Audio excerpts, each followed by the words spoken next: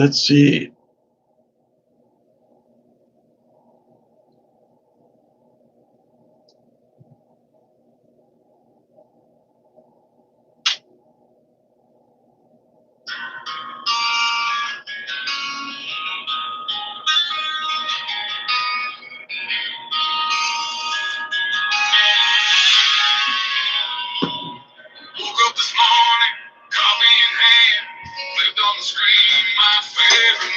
Crafty's on the TV, chipping that stone with obsidian and plenty's in the song.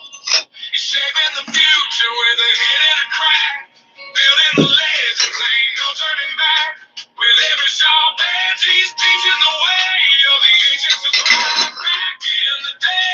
Crafty on the TV, talking that smack, stone carving dreams, never looking back. From Texas to Vermont, Crafty studies up, chisel in the past, building futures for us, building the hammer, he's steady and strong, crafting a world where we all belong.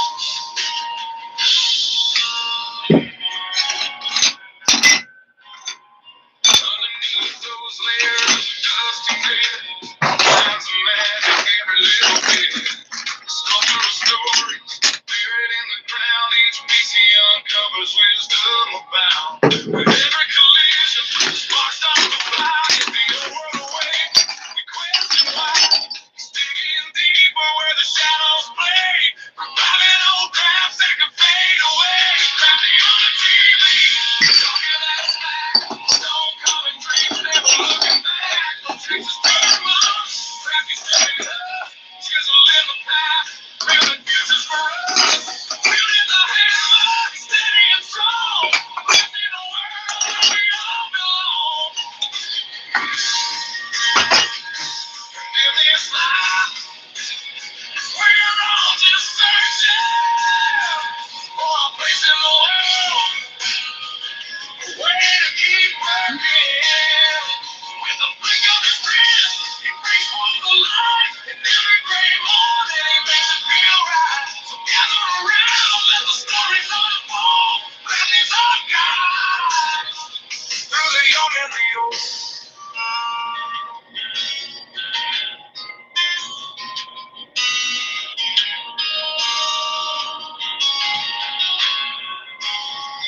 With the sun rising high and the day moving on, Crafty carves dreams till the light is all gone. Shaping the future one chip at a time.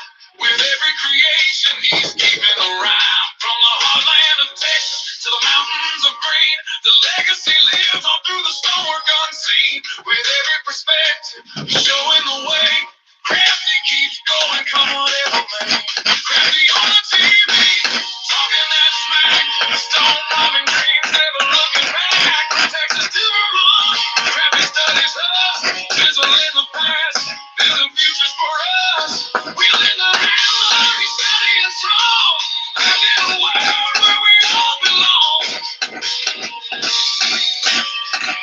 So here's to the morning, with coffee in hand and Crafty on the screen, the true heart of the land. With a hit in the crack, he's paving the way through stone and through story. He inspires the day.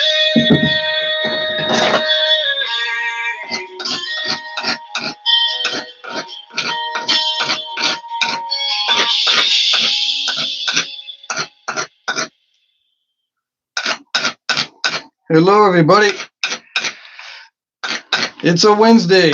So today we have a 2-hour live stream doing slabs, and I'll be doing glass bottle bottoms and stuff too. Let me know how the sound is. I keep experimenting with it. I think you guys said something about the music, so I know you can hear it, but I got the microphone set up differently. Yeah. Anyways, one of these days I'll be able to listen to myself clearly on the live streams. George says it's good. All right. So who we have? Let me look to see who we have. I've got to find myself on YouTube. There we go. So we have Faith and Sawdust, Keith Callahan, Daly is here, George is here, Mac Bales, Marty's here, Sam, Matthias, Stidley Designs. Who else? Sam, Flixguard, Graylin.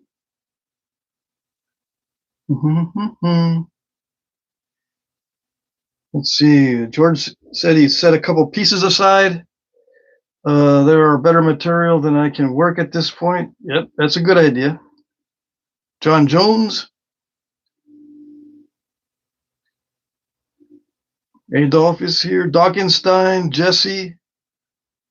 Okay, so it's a 2-hour live stream where I do flint napping. Yeah. If you're new, which it varies between 60 to 80% of the viewers are brand new. They don't even know, in many cases, what flint napping is. Yeah. I tried to make arrowheads out of slabs of stuff on Wednesdays. What's a slab of stuff? Just chippable rocks, basically. Sometimes they are heat treated. Yeah. Which makes them easier to chip in theory, theoretically. It's not always the case. In flint napping, nothing is always the case.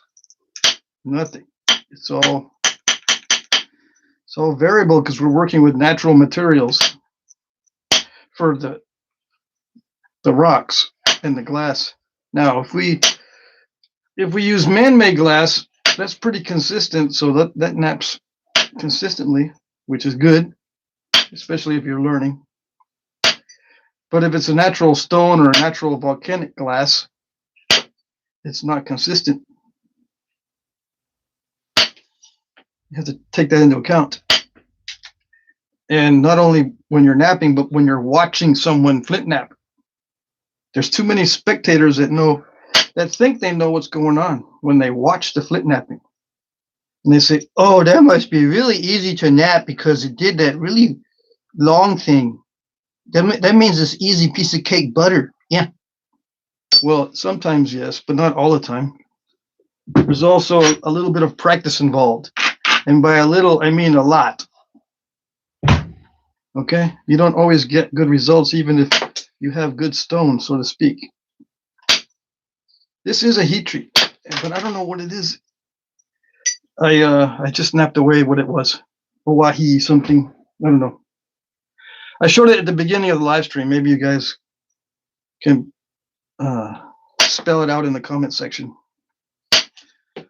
Let's see. Charles is here from Western Pennsylvania. Tommy Taylor's here. Kyle. Kyle must be new. All right, so welcome everybody. If you are bored with watching people do stuff for long periods of time, this is not your channel, and this is not where you should be on the weird side of YouTube. This is the napping side of the weird side of YouTube. I'm not talking about taking naps. I'm talking about chipping stones and rocks. Yeah. Although I like both. Yes. I don't know which I like better. Sleepy naps or rock naps. No.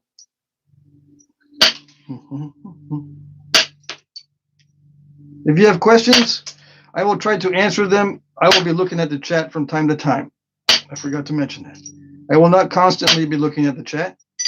If you're also irritated by me stopping the process and paying attention to the chat, you're also in the wrong place, because I will pay attention to the chat from time to time. So just fair warning, you're going to get irritated if you don't like seeing that. But that's what live streams are for. They're for audience interaction. Okay? All right. I have other videos that show nothing but the process, and they're labeled as either instructional or tutorial. Okay? All right. Yes? Yeah, but that's too hard for me. I don't like searching because you know I gotta type stuff and I hate typing. Yes, I've heard it all. I know. You know, you can speak your commands sometimes. I don't know if your computer setup or whatever allows you to speak to YouTube. I know you can speak to Google.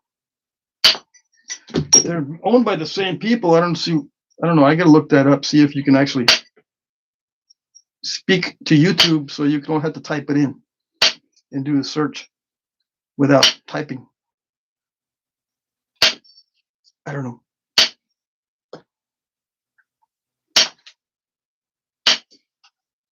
It'd be easier if you just subscribe and get notifications. Yeah. But that requires a little bit of typing too, so I don't know. So what am I doing? I'm taking away the square edge or the nasty edges because the edges are very important in flint knapping and they've got to be set up so that you can remove good flakes, so to speak. There's a lot of factors involved in removing good flakes.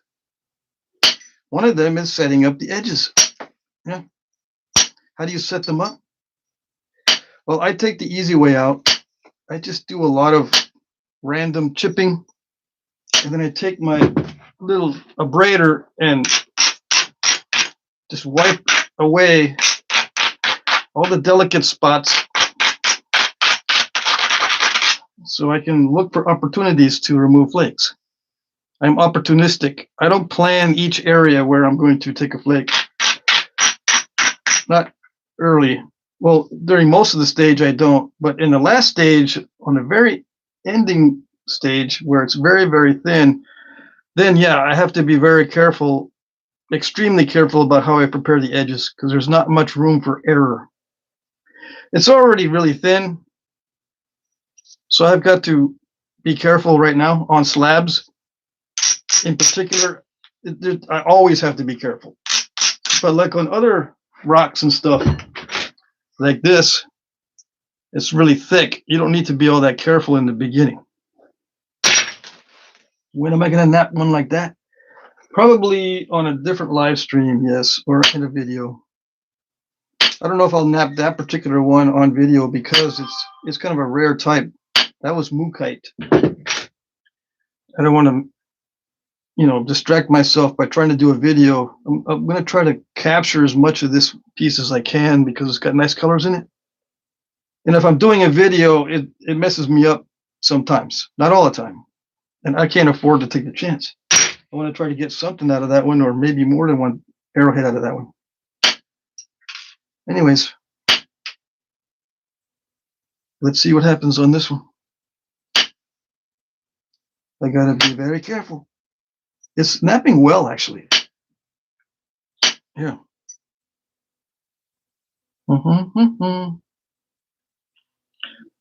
You're hoping I'm wearing safety glasses?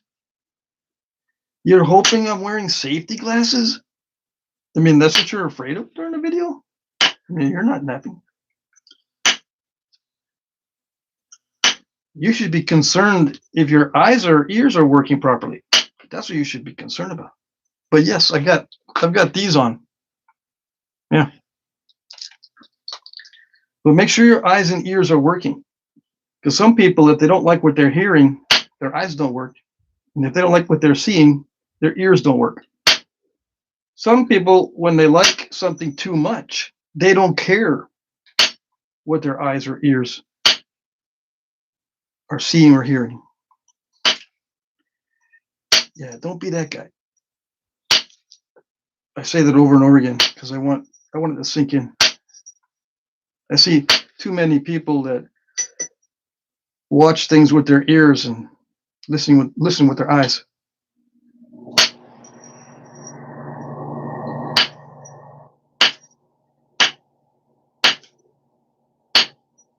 So I have to be very careful about how I'm moving flakes. I'm not sending long flakes into the middle at this stage. I'm just developing the edges. I wipe away this original cut surface last during the preparation for the final thinning Yeah, I do the final thinning after all this surface, the original surface is gone. And it's more difficult to do that on slabs than on regular flakes or stones, spalls, or whatever. I was supposed to do a rock to point. Oh, I do rock to points on Monday. Yeah. So if you want to see how to go from just a regular rock to an arrowhead, that's Monday nights.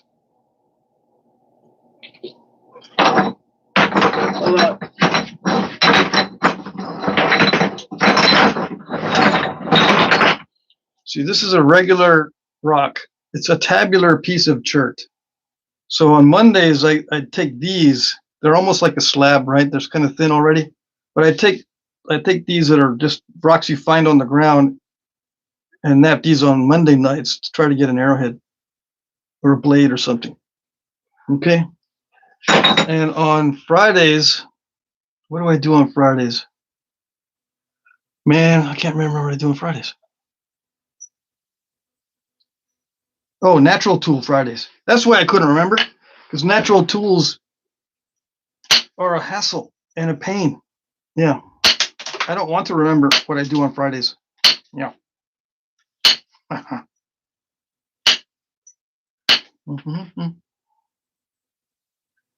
Dockenstein says, Matthias said it's okay for you to give me his email. All right, let me write that down because I won't remember. Yes, I remember, but it's like 3 a.m. when I remember stuff like that, and it keeps me awake. All right, so let me write it down.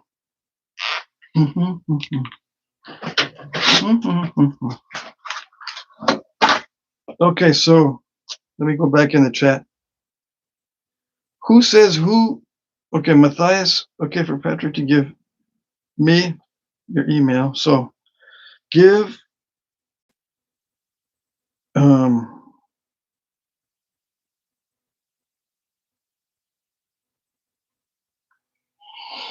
give Dockenstein.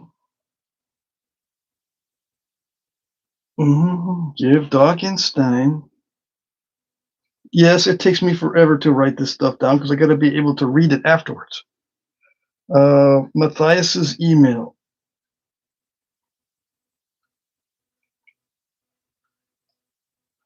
Right?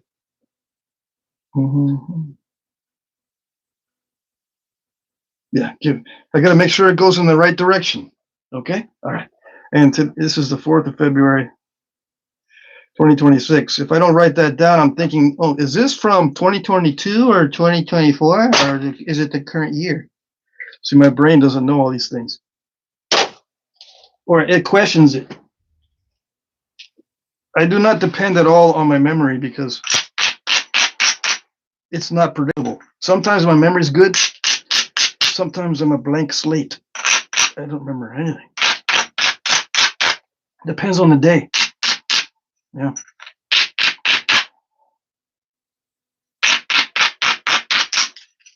And I've always been that way. I can never depend on my memory at all. Ever since I was little, some days I have excellent memory. Some days I can't remember anything at all. Nothing. Yeah. Okay. So yeah, I used to take copious notes on everything. And then I forget where I put my notes on some days. So I write them in many places. And then I get burnt out by doing so much writing. So I stop writing notes. And then I go back to being lost in limbo. Such is life, yeah. All right, so let's see. I'm starting to make longer flakes in case you haven't noticed. I'm going to start doing more videos on very specific topics. I took a poll to see what you guys want to watch. And a lot of guys said that just do rock to point videos. That's good enough. And do, and continue, do the hafting and the shooting as well. Or the using of the hafted items. So there's a good percentage of people that want to see rock to point to hafting to using. But some of you guys, it's good enough just doing rock to point. The other items on the poll were doing hunt specific items. What do I do for hunting stuff? I don't use stone for hunting, okay? But I know other guys that do, and I've made them stone items for hunting, so I know what it's about, and they give me feedback. Why do I not use stone for hunting? Because I prefer firearms for shooting and steel knives for butchering. Yeah, that's why. It's a matter of preference. Now, I have tried hunting with this stuff, and I always break my stuff, so I don't want to do it no more. No. I've shot at deer. I have killed some small game with the stone,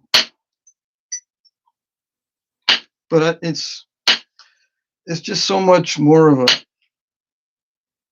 I hate to say it's a pain, but it is try to not break your equipment before you get there. And I learned the pine pitch lesson. The pine pitch. What's the pine pitch lesson? You keep your arrows that are hafted with pine pitch in a hot car during hunting season. It doesn't have to be very hot. As long as the car interior gets above 90, and I used to live in Texas. That's really easy, even in October and November. The pine pitch glue gets all runny. That's the pine pitch lesson. And I've seen one of my friends peel arrows off his front seat that were stuck to his front seat because the pine pitch had melted and run out of the glue joints and all over his front seat of his truck. And he was trying to peel them off the seat. Yeah. What's going on, man? My arrows are stuck to the seat. Can't stand it. Now they're mixed with dog hairs and all kinds of stuff. Yeah, that's the way it goes. You put your, it's even worse if you put your arrows in a quiver and leave the whole thing in the car. Because now all your arrows are stuck to the bottom of the quiver. Yeah. Now at least they won't fall out, huh? Shit it. So what do you do? Well, first you don't use that kind of equipment for hunting. That's my solution. But otherwise, you can use artificial or man-made hot melt glue, and it does come in a black color. It comes in red too and clear. Not just the clear stuff. You can get the hot melt glue in different colors now. Yeah, and that has a higher melting point. You don't have to worry about that too much, unless you're foolish enough to keep your equipment in the car or truck in the middle of summer. Yeah. Then yeah, even the artificial hot melt stuff will melt and run out and make a big mess if you use it to glue your arrowheads. And then also the second part of the pine pitch lesson is if you use it during winter, it cracks and breaks and it becomes extremely brittle. So pine pitch glue cannot tolerate low temperatures or high temperatures. It has to be the perfect temperatures. So what did they do back in the day then? You're just talking a bunch of BS, man. They used to use it back in the day for everything at all years, all the time, right? Yeah, I know because I've been on the internet and the cool dudes, the randos said so. Yeah, well, the cool dudes and the randos don't know what they're talking about because they don't use the stuff. They just read what they see. They like what they see in forums and then they regurgitate it.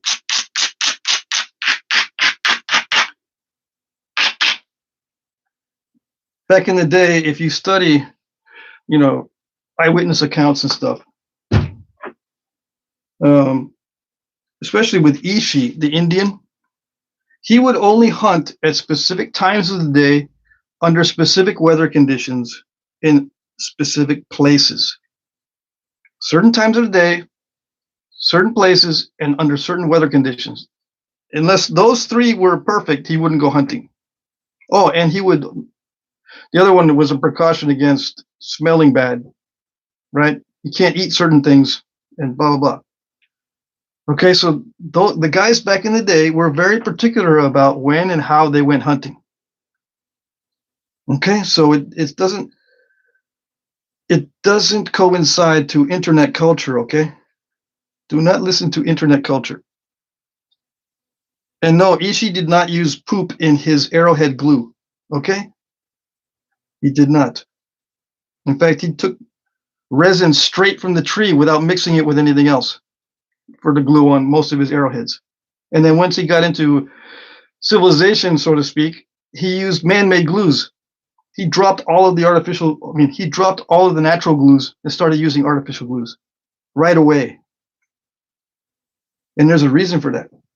Because the natural glues suck. Yeah. Okay. Yes? Yeah, but I don't like what I'm hearing at all. I don't like it. And even if I start seeing that someone's writing that the natural glues are bad, my eyes don't work because I don't like what I'm hearing. Okay, well, your internet life is going to be, pretty typical. I understand. I get it. Yeah, I just recommend not being that guy.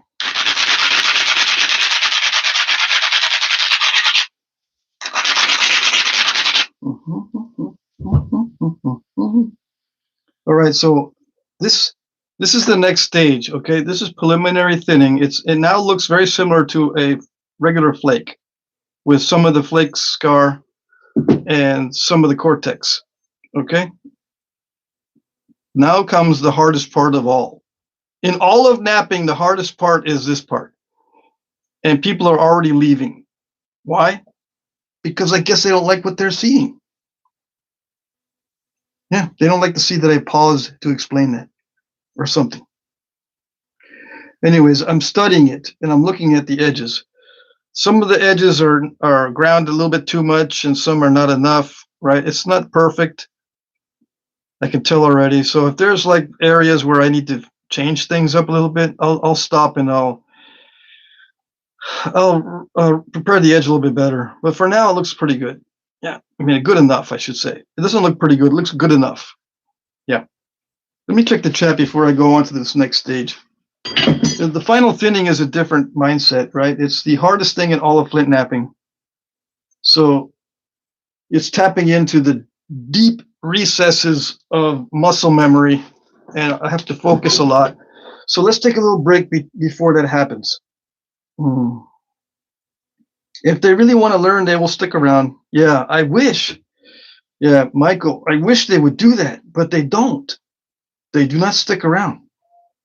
You know why? Because they say, oh, I can just scroll around and someone else is going to be doing it faster. Yeah, and I don't care if I spend 6 hours scrolling around looking for someone else that can do it faster. Yeah, I'll spend 6 hours to see someone do it faster. Yeah, instead of sticking around for 20 minutes. Yeah, that's the way they go. That's the way it goes. I don't know how, I don't know why, but that's human nature. All right. Let's see. Tommy Taylor says, I figured something was up. Only seen one new video from you this morning. Let's see. Keeter says, sounds like they like to starve. Yeah, we have a lot of young people in the chat a lot of times. Keeter sounds like a young guy. Can you mix the pitch with anything to help with that temperature issue? Yeah, you can mix it with something that doesn't melt as easily, but pitch always lowers the melting point of whatever you're using to mix in with it. Okay, so you're going to get an average. Let's say you mix some artificial hot melt with the natural pine pitch. It's going to lower the melting point of the artificial hot melt. It's going to raise the average or it's going to raise the melting point to get an average, because now it'll not melt as easily, but it's still going to be lower than the melting point of the artificial or, you know, regular hot melt glue you can find at Walmart, that kind of thing. So anything you mix pine pitch with is going to suck. Yeah, but what did they use then? Come on, you didn't tell us. I didn't tell you because you can just Google it? No. Actually, you can't Google it because they won't tell you. I think the best thing to use for glue is the asphaltum or bitumen, okay, mixed with gum base. My favorite is gum base with asphaltum. And gum base is what chewing gum is made out of. Now, these days, they don't use the natural chicle or whatever from Central and South America. They use latex-based stuff or something weird like that. Anyway, there are different gums that can be used to mix with the asphaltum. But for me, the best natural glue for hafting in the New World is asphaltum or bitumen. Australia, they have a resin that they get from a plant that's really, really good. And I need to get some of that just so I can experiment with it. In Europe, in the old days, they used birch tar. But it's not the runny type of birch tar. It's the hard birch tar. You've got to prepare it in a certain way so that you don't get runny birch tar. Okay? There's two ways to make birch tar, and you don't want to make it so that it's all runny. It's got to be hard and stiff and very gooey when it's heated up. So Europeans use birch tar. Australians use some sort of resin, I forget what the name, and North Americans and South Americans use a lot of asphaltum. Okay? That's it. Otherwise, they don't use anything. That's why they put notches in them in many cases, notches in the arrowheads, or made stems the same width as the diameter of the foreshafts, so that all they had to do is wrap it, and that's it. No glue. There are times when you don't use glue at all on the arrowheads.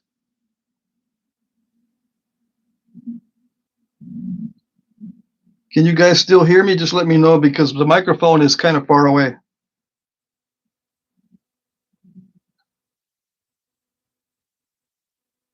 Mm-hmm. Hey, Dockenstein, $5 super chat. Thank you very much.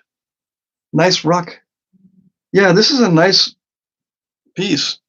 I'm kind of hesitant to do this on video. I don't want to snap it. You see, somebody says Homie the Clown used boogers for what? For hafting? Nice nap point, Patrick, but off point, no pun intended. Just curious, how's the bread making and bread baking coming along? Oh yeah, I'm going to get ready to make bread. Still getting there, but I've been trying different breads from the store to see if it's compatible with me, right? So yeah, I'm pretty compatible with sourdough bread, as long as it doesn't contain too much of the modern bleached, enriched flour. So I've been buying these expensive homemade loaves, and I've been gaining weight. Yeah, but I'm eventually going to make them myself with no added sugar and with a very active sourdough culture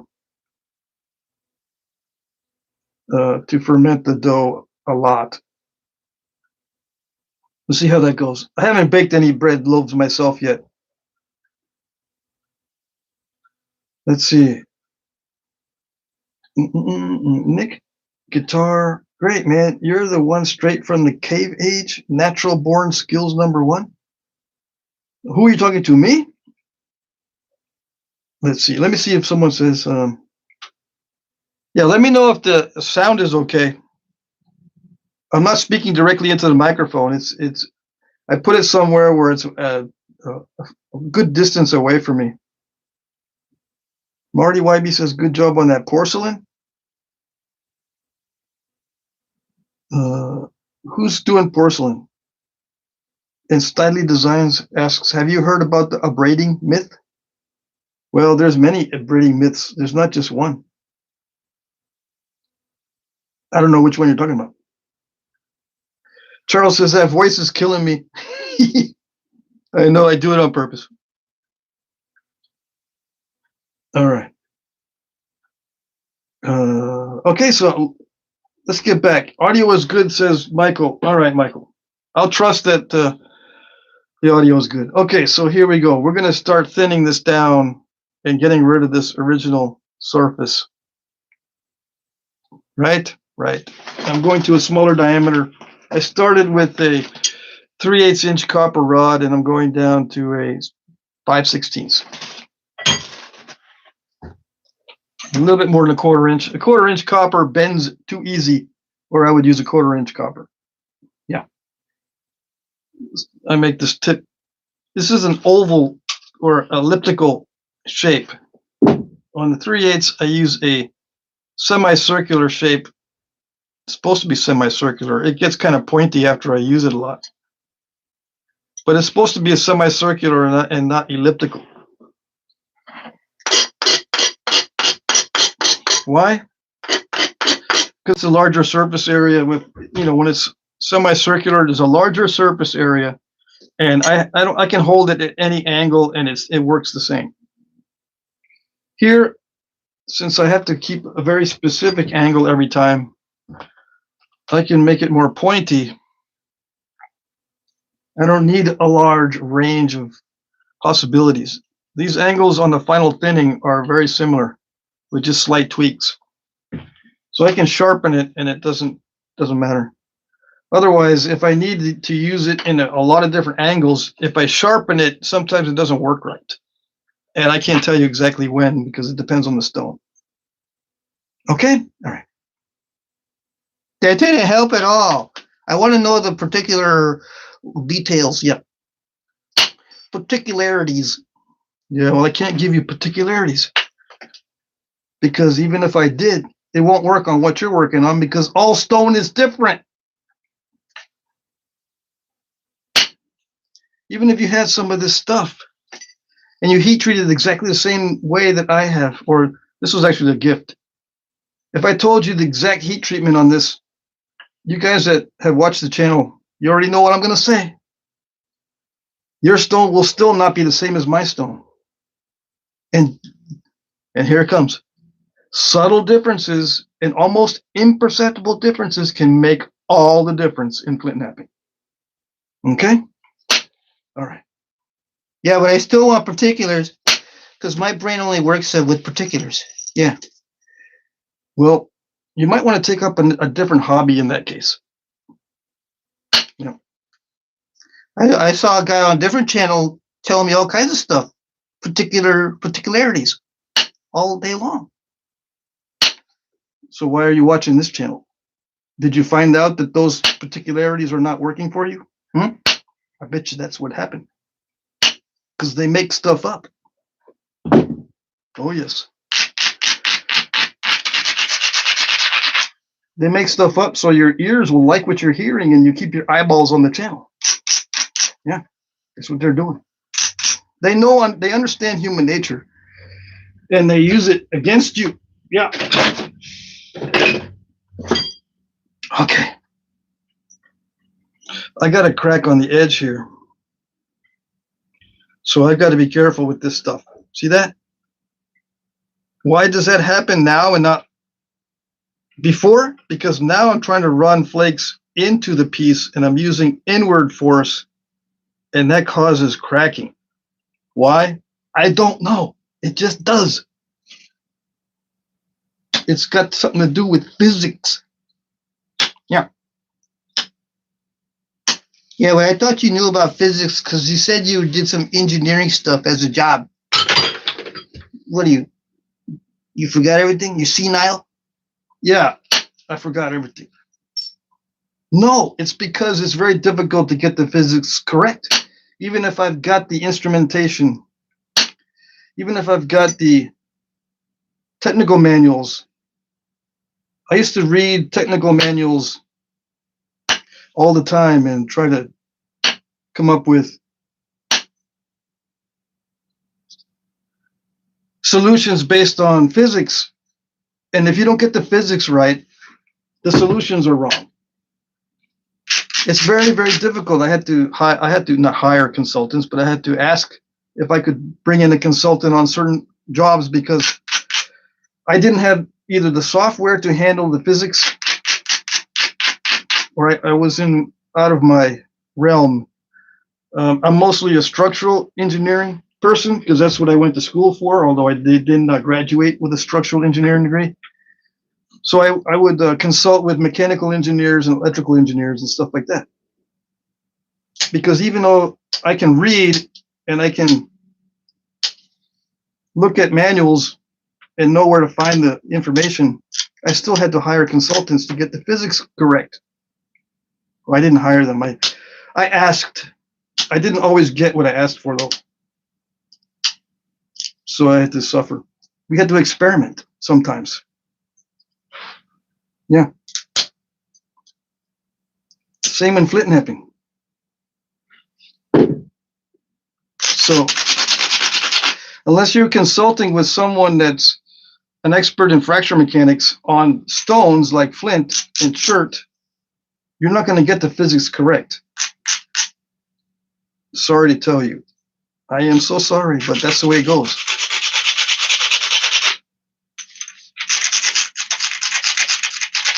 So I'm just going to give you the basics. I'll give you what will help you as a napper. I'm also going to give you information that I think they had back in the day, and that's very limited. They managed to do very beautiful flakings with minimal scientific knowledge. Okay? They had knowledge based on results. All right? That's their kind of knowledge back in the day. All righty? So that's all you need, basically. Just knowledge based on results. Whatever works, works. There's no right or wrong way to do it. We're not scientists at this kind of thing, and we're not engineers at this kind of thing because we don't need to be. All right.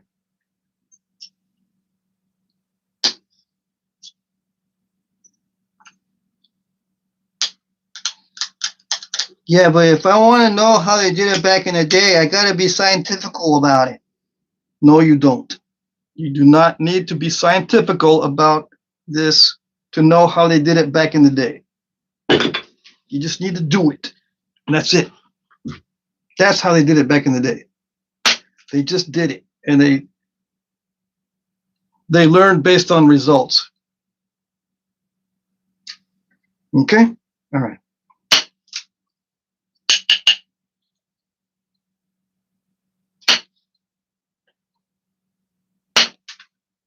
Yeah, but my results are always crappy.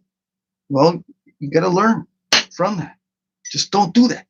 If it's crappy, don't do it.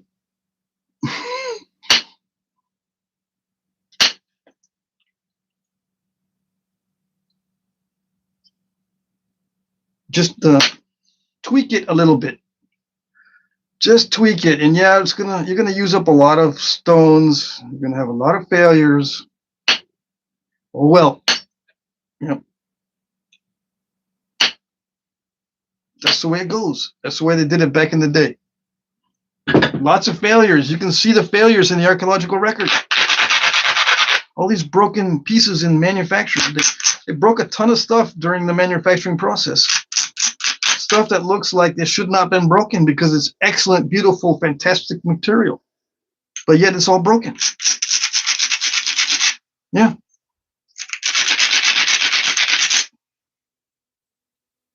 And sometimes it takes years to learn the types that they were making.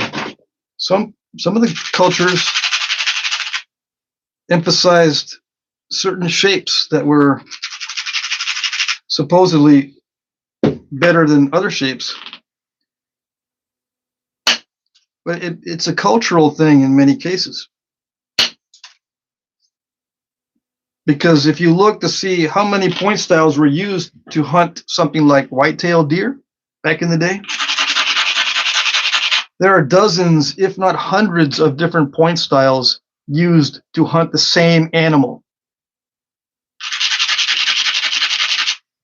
Yep. So it's not animal specific. It's cultural specific. Whatever they think worked. And then they will get into arguments. No, you can't hunt bison with a little point. You got to use a big point with no notches. And then someone else say, no, I use a small point with lots of notches, you dingbat. You know, that kind of thing. Just like what we do now. Yeah.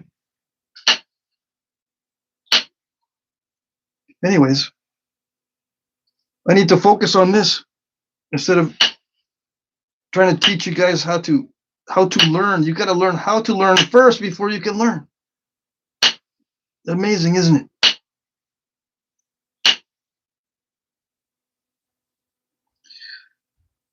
But what about Owyhee the Indian? He had different point styles for different animals. Yes, he did. What's funny is he used the same point style for humans and for deer. You know, for war arrowheads, there was the same style for deer and for hunting. I mean, deer and for warfare. Isn't that something? But the ones he used for bears were smaller and wider. The deer points were longer and thin, longer and narrow. That kind of thing. If it was strictly for humans, they were small, very narrow, and very thin, and had very delicate notches, very narrow notches.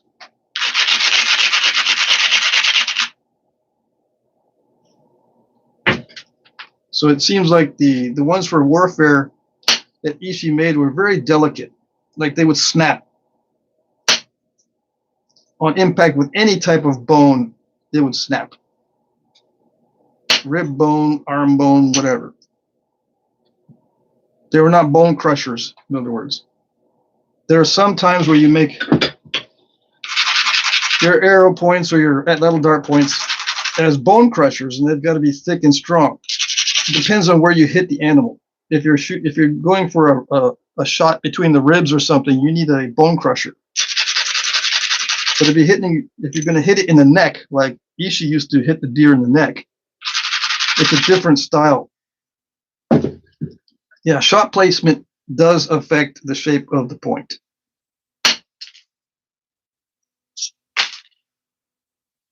That will affect the shape. In many cases, not all cases, but yeah. The type of animal, it can, yes. Yay, I like that flake.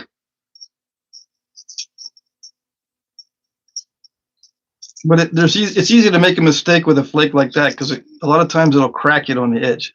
So I don't attempt these big ones up here, which probably means that's probably why I get step fractures up here. I'm just afraid that if I try one of these up here, it'll overshoot and ruin my tip. I don't like to have to take too much width off if I don't have to.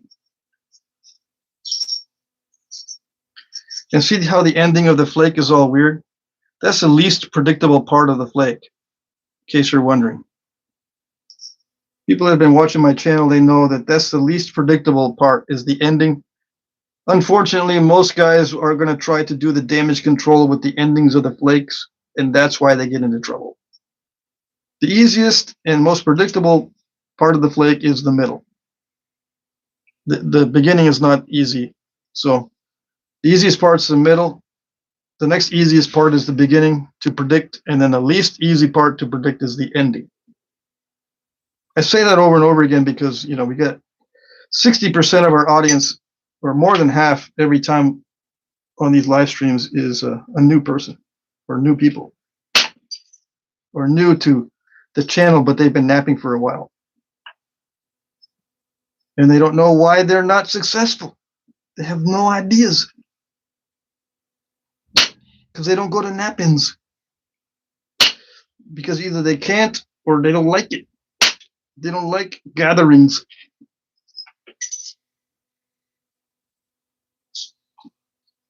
See, that's where the step fractures happen at the endings of the flakes, especially if it's flat.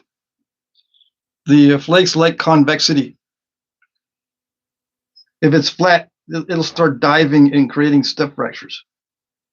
So you have to make it more narrow. If it's starting to dive, you got to take away some of the width. Sometimes the stone will let you get away with these long flat flakes, but most of the time it won't.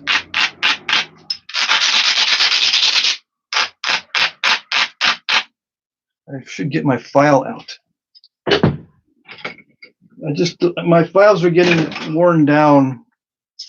Yeah, I need to go get more files. Maybe I should do that today. Yeah, I should probably go. Well, I can mail order the files. Yeah. I just like going. I like going to the hardware store. All right, that was excellent. I got lucky. That took away a lot of the steppiness. All right. And yeah, you got to depend upon luck sometimes. But it's not always your friend, because luck is a double-edged sword. Let's see, I had good luck on this side at the ending, but the beginning was not that great because I took a bite out. That's a no-no as well. What's a bite? It's that little thing right there. I hit it really hard, right? There's that. What I do need to reduce the width anyway on that side, so it's okay. It's going to work out. Let's see. Yeah, it's going to want to dive in because it's so flat. But you just have to work with it and make doo-doo with what you got. I can't help it. It's going to do what it's going to do. I can try to be smart about not expecting too much and develop a little strategy. It's almost like solving a puzzle. In fact, it's a lot like solving a puzzle. It's not like putting together a puzzle. It's like solving a puzzle. You've got to arrange it in a certain way.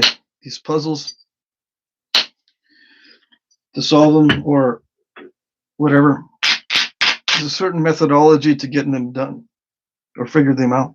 There is a certain methodology to figuring out what's best as far as the procedure on the flaking, which flakes to take first, etc. And which flakes to take last, and how much, and how long, how many. Yeah. Especially at this stage, which is the hardest stage in flintknapping.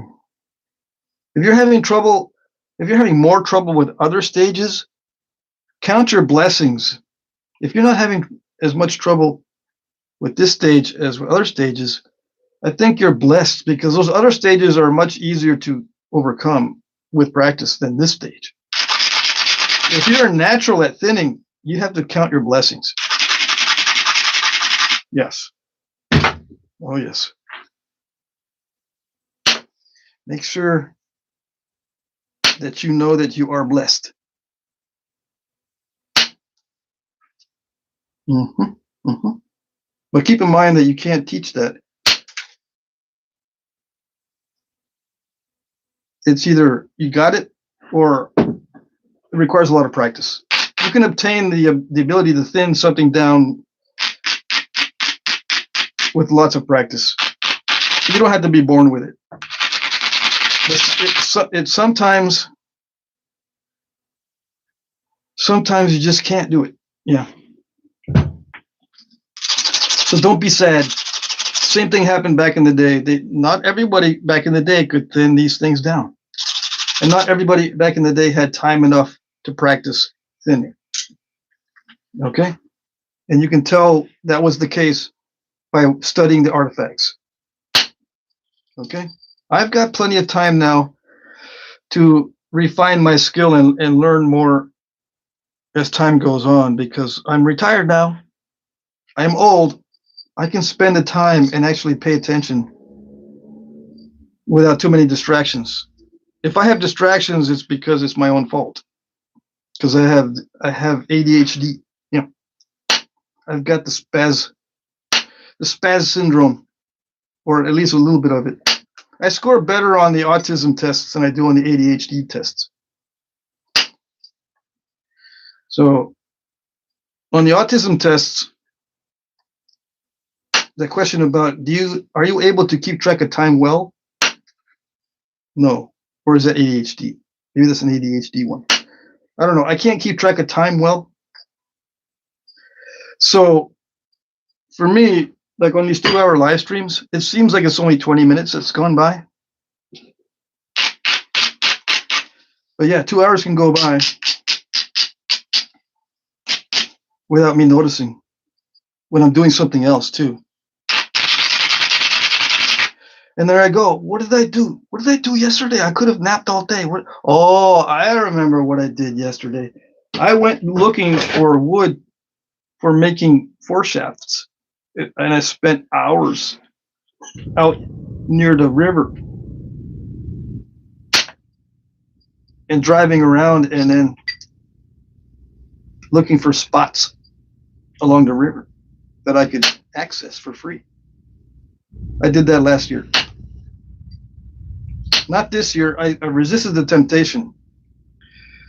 I already found my spots, and I'm going to gather the arrow shafts. But last year I spent a lot of time doing that, and I ended up spending a bunch of time just trudging around in the swampy areas, and without paying attention to how much time I was spending. And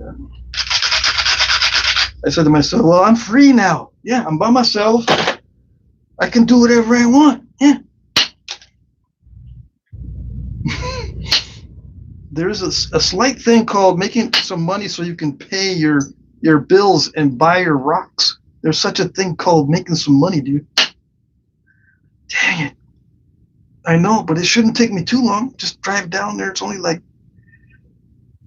like 14 miles. Can I go, please? Brain, can I go? Yeah, just go. Thank you. Yeah, sure enough, it's just down the road a little ways, but you'd be amazed. I'm amazed at myself at how long I can dilly-dally out in nature and just look around for stuff. My brain says, hey, what about chaga mushrooms? There's a birch tree, dude. Let's look for some chagas. Yeah, I see a bunch of birches. Let's go over there. Yeah, but I got to cross the road, and there might be private property over there. Well, let's just check it on the map and start scrolling on the internet and see what you got. So I scroll on the internet and I start doom scrolling. Wait a second, there's a tragic accident. Wait, there's an escalation in violence over here. Wait, there's someone doing something with rabbits and raising rabbits. And so I'm on the internet, out in the wilderness, because I had this distraction that I wanted to go look for some chaga.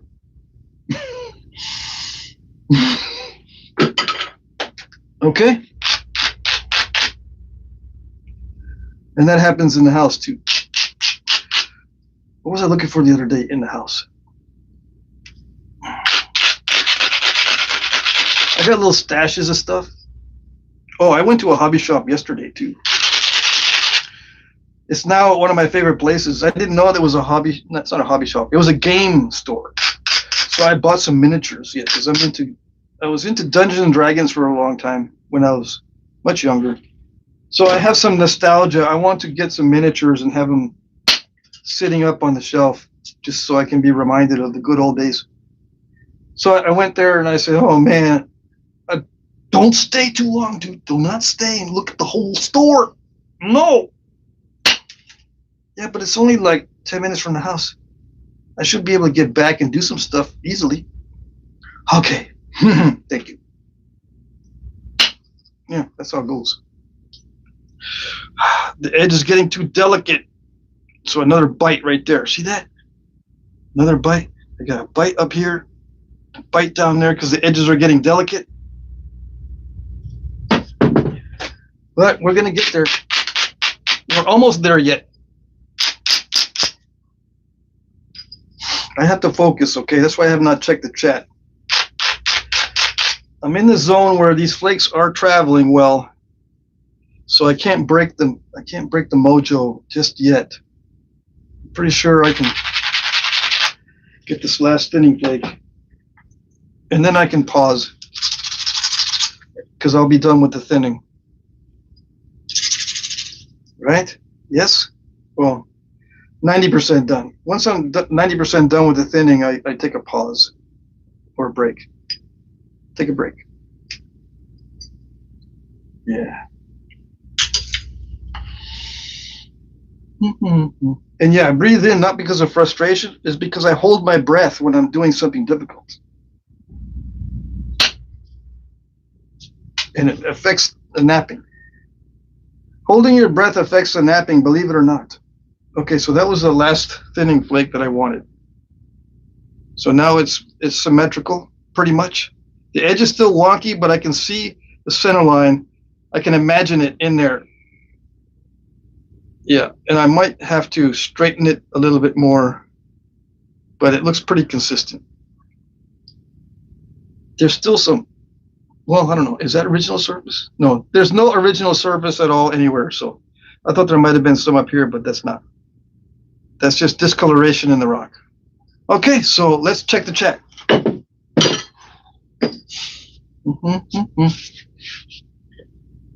All right. Let's see. Sal is in the house. I've been in the bushes. You've been hiding in the bushes? Let's see. T. Larson is here. Charles says he loves large flakes. Oh, yes, the large flakes are awesome. Let me keep this in view so that people that are looking at background stuff can figure out that I'm doing this on the video, but I'm checking the chat for now because this is a live stream, okay? Dockenstein says I'm not old yet. Well, thank you for saying that. Let's see. Copper rod. Heavyweight plastic mallet. Yeah, you guys are answering questions for me. That's good. Don't forget to smash the like button. Can I do that on my own? Yep, I did it on my own live stream. Let's see. Bren is here. Mr. Jim is here. Who else did I miss? Bart. Ethan. Catherine. Time question is for ADHD. Okay. I have that. I score well on the not understanding the time thing. So yeah. Thank you for reminding me of that. Yeah. Let's see.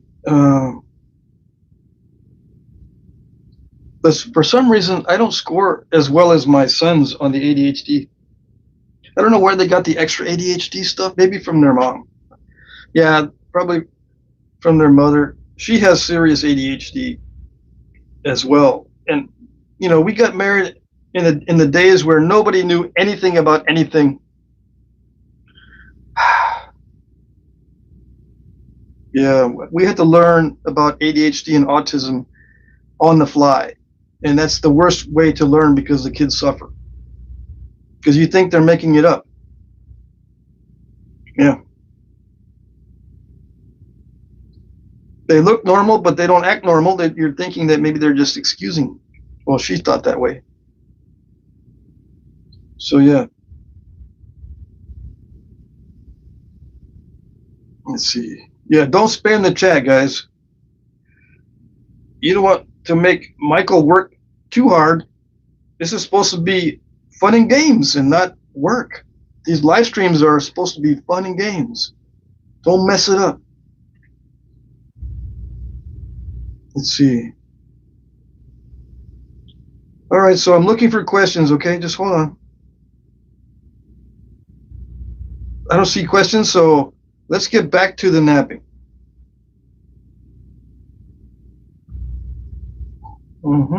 Rock and Pops Adventures, or Stacy's here.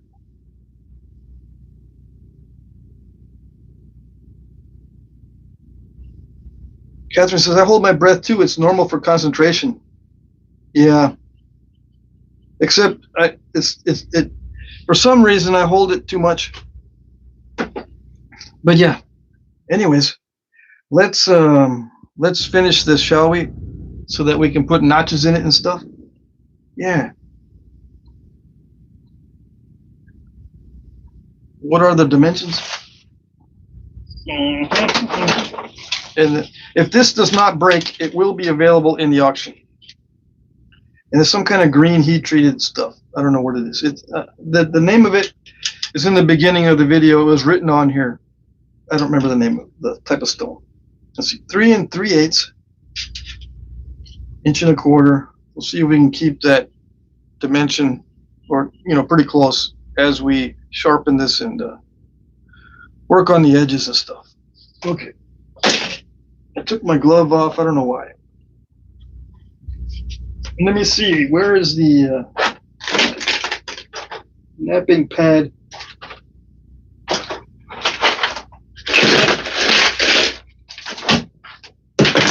There it is.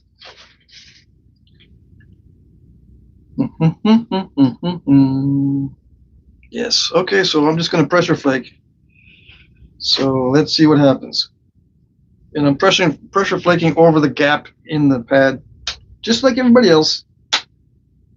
Except you probably think I'm not doing it right because I just got a step fracture. I've got to get used to how it naps first, okay? Before I can do it right, so to speak.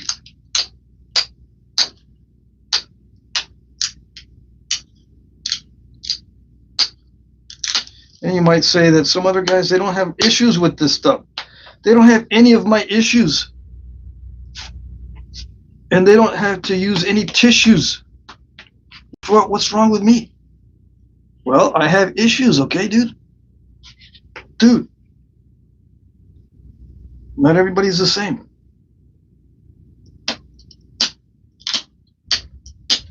And besides, with the magic of video, you don't have to post your mistakes, especially on the non-live stream videos. You can wait, or you can delete. You can wait till you have a good video, or delete all the bad videos. Same thing. And only show the good stuff. And it looks like you have no issues. Where in the background, or if you're not live, you can make yourself look like anything.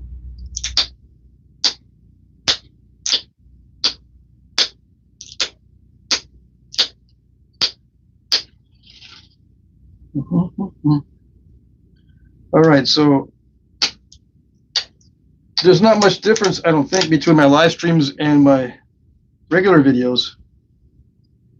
I tend to only delete the videos that I mess up on the explanations of stuff.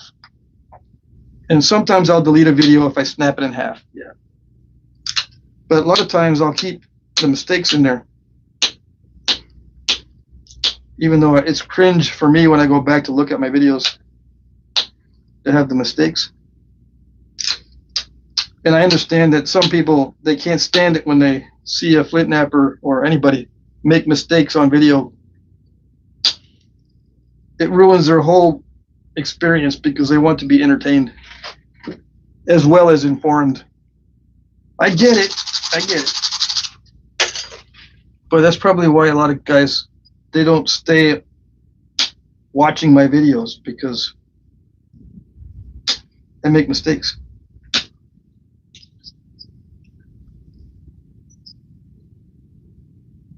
And I got issues.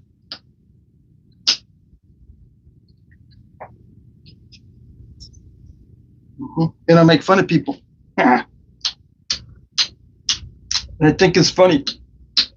Yeah, it's one thing to make fun of people, okay, because it's like human nature. But if you think it's funny, there's something wrong with you. Something wrong with you, dude. You think it's funny. What I think is funny mainly is the reaction to me making fun of people. I know what the reaction is going to be because I've done it in real life. Oh, yes. And the reaction on people's faces is funny, and that's what I'm remembering.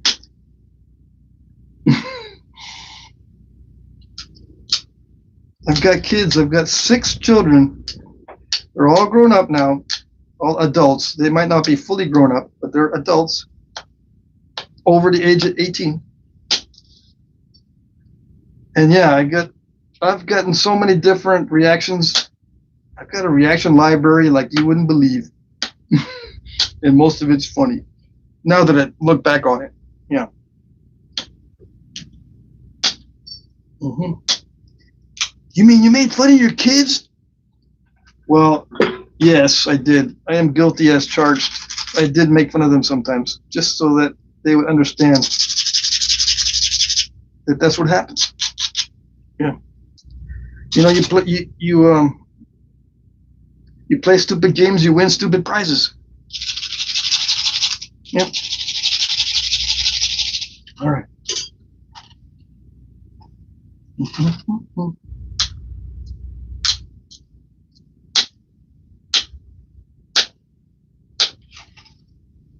Yeah, I like it.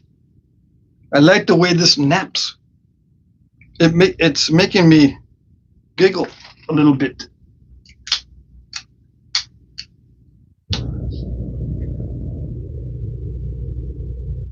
Yeah, I can actually push on the edge without it crushing. It doesn't crush. I'm amazed. Now, does that mean I can sharpen it really easily? Well, that's a whole different ball game there. We'll see. But for now, I can run pretty good flakes without it crushing the edges.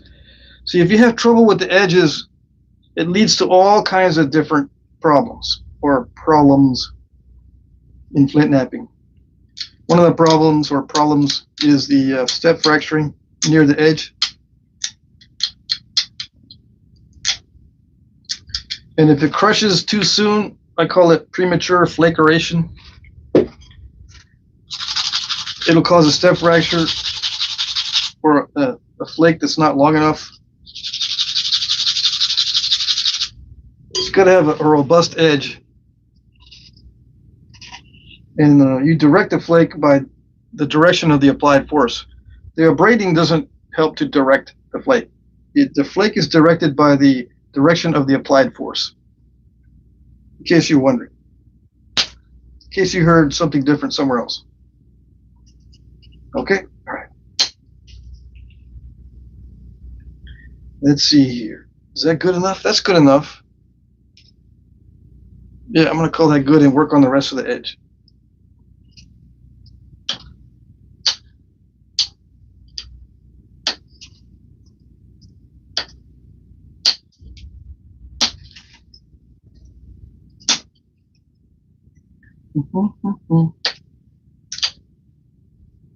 And now that I'm thinking about it, if you hear something in flint knapping, something about a technique or something, if you have no way to verify it, do not take it as true.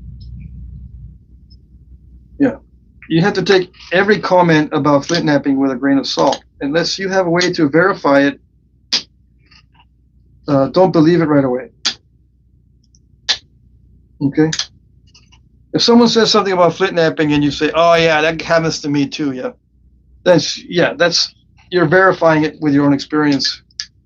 But if someone tells you something about flint knapping and you haven't done it before, or you haven't heard of that before, or it's something kind of new to you, take it with a grain of salt and check it out first before you say, "Oh yeah, that's a good solution," or that's what I needed to hear. No, you mean that might mess you up, actually. Same with what I tell you. Just because I do it doesn't mean that it works for you. So I try to tell you that it's very subtle. These little tweaks are very subtle, and you have to practice to see what works for you. Yeah, but what about the guys that tell you a technique? I guess they're assuming it works for everybody, huh? Yep, they're assuming it works for everybody if they tell you this technique does this and that. They're assuming wrongly that it's going to work for everybody. Okay. Now, if they're honest, they'll say this is probably not going to work for everybody, or this might not work for you. That's fine. But a lot of them don't say that. They say do it this way and that way, and because of this and because of that, and this will work and that'll work, that won't work, and blah blah blah. They're assuming everyone's the same. And the reason why that is because, unfortunately, when archaeologists study the artifacts, they're thinking that there's one explanation for certain things, or maybe two explanations for certain things. It's not too complicated. They don't realize that there were literally thousands of different people making these thousands of different arrowheads and knives and blades. So they're not talking about one or two people doing these things. They're talking about thousands, and they're assuming those thousands are all the same.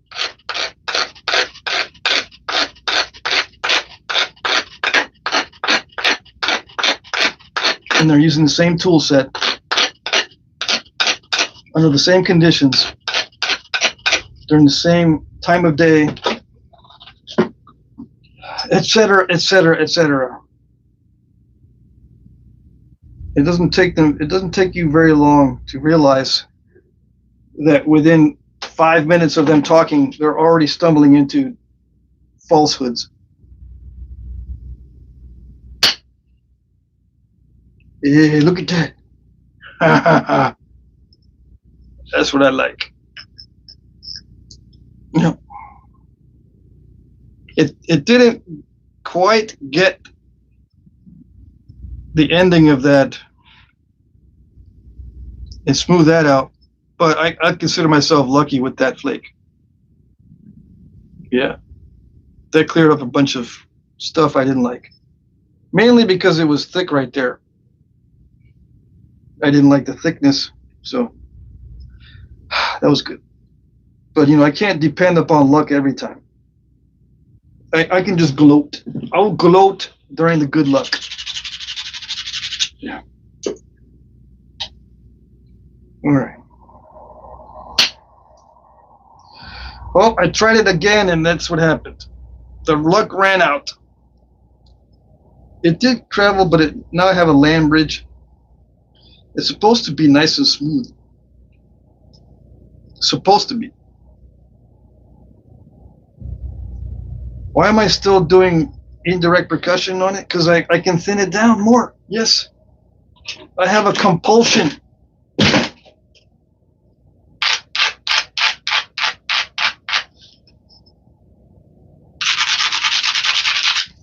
If I see something I can thin down, I'll try it. Yes. If it's not too risky. I'm gonna go around and I noticed some of this is just too wonky to try to fix it with pressure. As I was pressure flaking the other areas, I noticed that the flakes are traveling a certain distance, and I'm thinking, yeah, I'm probably not going to be able to fix that wonkiness only with pressure flaking, unless I use a lot of heavy pressure, which I don't want to. Using a lot of heavy pressure is very fatiguing.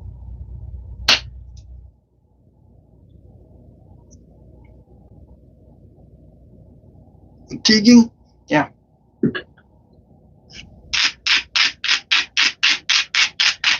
English is a funny language.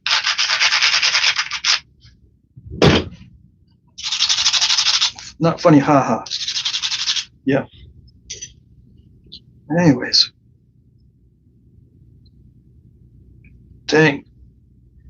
I don't see any good opportunities. So I'm just going to take short flakes, try to get rid of that wonkiness. I don't see any good opportunities for nice big flakes for thinning. So I'm just going to do little ones and see. Maybe an opportunity will present itself in a little bit for a bigger flake. I don't like it when it gets too flakery. Like it's starting to get too flakery over here. So we'll see. Do I need to? I don't need to thin that down though. If I get too carried away with trying to drive big flakes to get rid of flakeriness, sometimes I end up making it too thin and too weak in a certain area. This is the part where it's almost like solving a puzzle. You've got to figure out what needs to go where.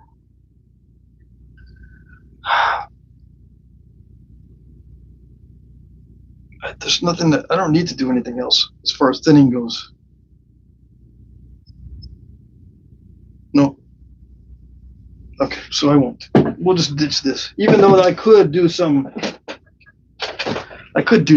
but I'm not going to. All right, we're going to continue with the pressure flaking because I'm starting to reach the end of my abilities to make it nice and smooth with the percussion.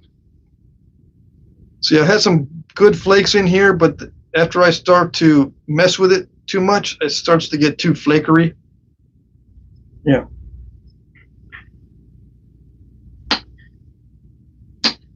All right.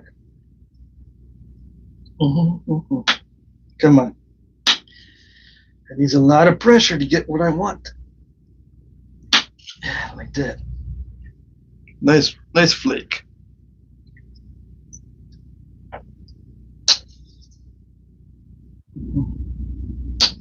So I'm just trying to get rid of the wonkiness.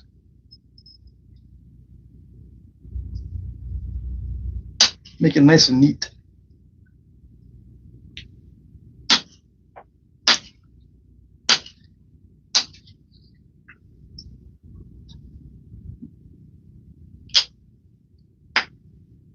And when I'm at a nap-in doing this is when people usually walk away. They don't understand that this is an extremely important part of napping.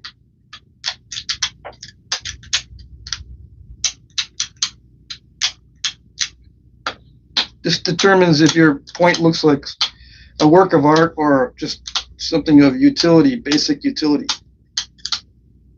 It's the final trimming and the final shaping.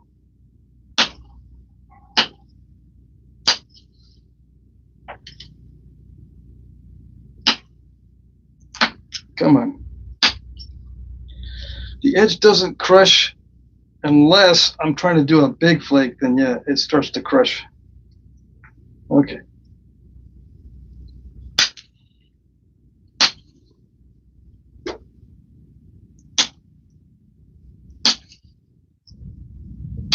Does that mean the edge is not ground down enough?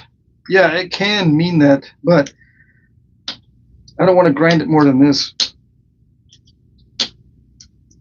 From experience, if I grind it more than this, I start getting these bites. See, the bites happen because you're grinding it a lot on an edge that's very thin. And, you know, not every case, but one of the things that causes those bites is if you grind a lot on a very thin edge. Yeah, it'll support your pressure, but that is so much pressure that it actually takes a bite out of that thin edge. It will drive the flake as well, but you know you're sacrificing the edge for that flake. So you have to be very careful about how much you grind.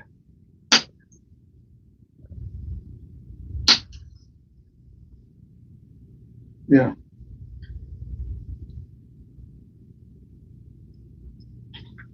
And the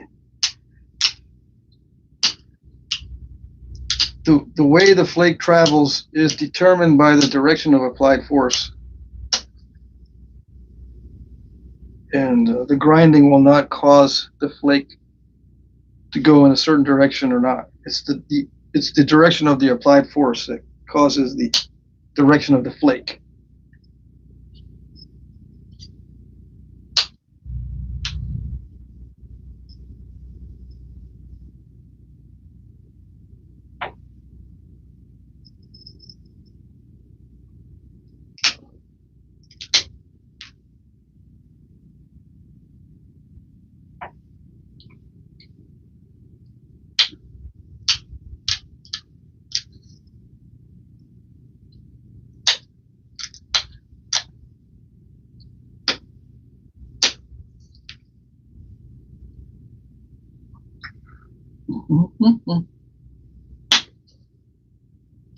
Did I do it? These little fingernail step fractures are annoying, yes. But, yeah, they happen. It happens.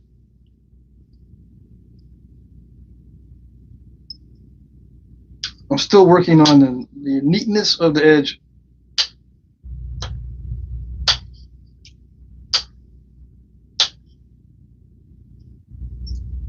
Yeah, sometimes there's a lot of little flakes.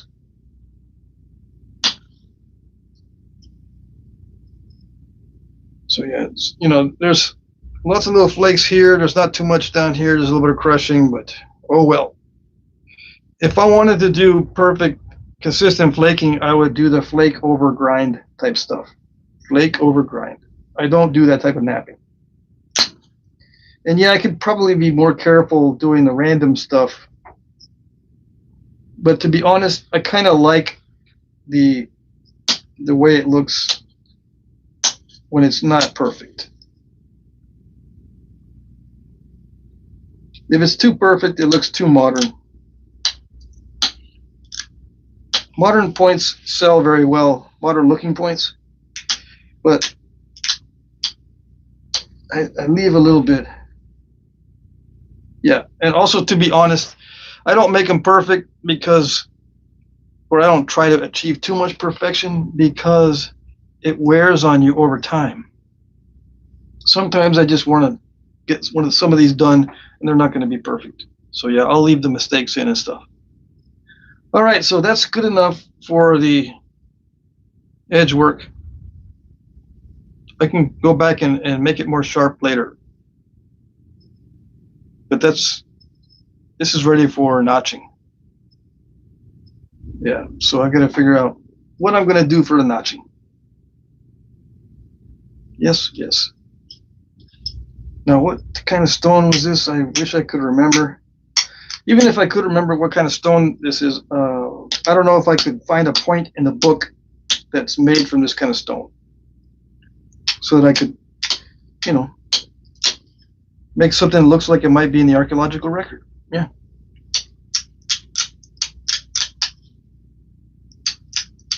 That's always fun. But I don't know what type of points were made from this material.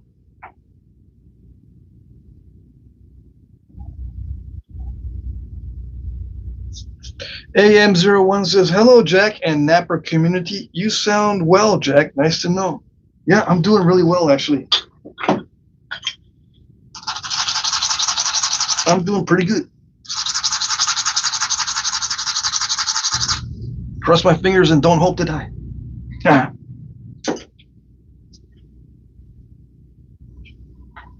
All right. So let's see. I'm going to do some percussion. No, that'd be crazy. I don't know the limits of this stone. I don't know if it'll snap in half. If I hit the base right now, it might snap it in half. So I do need to thin it down a little bit. So I'll use pressure. That's a little bit safer at this point. Yeah. I just need to thin it a little bit. I haven't decided what to notch it with yet. What kind of notches or where. I'm doing a generic thing here. Flattening out the base. Making it thinner. Oh yeah, I got foreshafts, so I can try this on different foreshafts.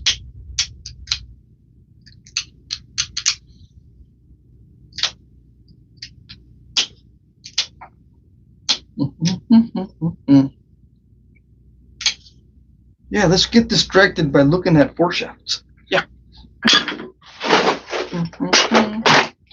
Let's see. Golly, I've got time. Usually when I start looking at foreshafts, I only got like 5 minutes left. Yeah. It'll fit in that one, but it's too tiny. That looks okay. I'm looking for one that's in the middle range so that I can make some notches that'll work. Is that gonna do it? I need a deeper. Ah, yeah, that looks like it might do it. Yeah, it fits. There's a little bit of looseness to it, but I think if I make notches to match this foreshaft, that would be cool.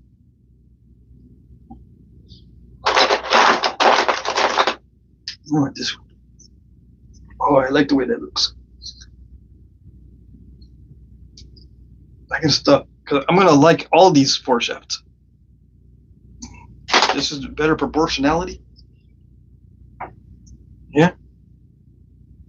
Let's see. Well, I'm missing a lot of chat. Hold on. Let me see what's in the chat. Okay. Hold on, guys. Let me keep this in view so that no one is confused. No one is confused too much.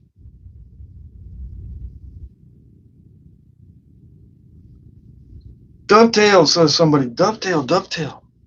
Okay. I gotta look in the book because the dovetail notches are difficult to get correct. Jason says, what's your process for notch placement so they are parallel? You mean so they are symmetrical? Or notch placement so they are parallel? And I don't know exactly what that means. Hey, Bjorn, you better not post numbers in the chat because I will delete you. See that? I can remove you. I can put the user in timeout. I don't want numbers in the chat.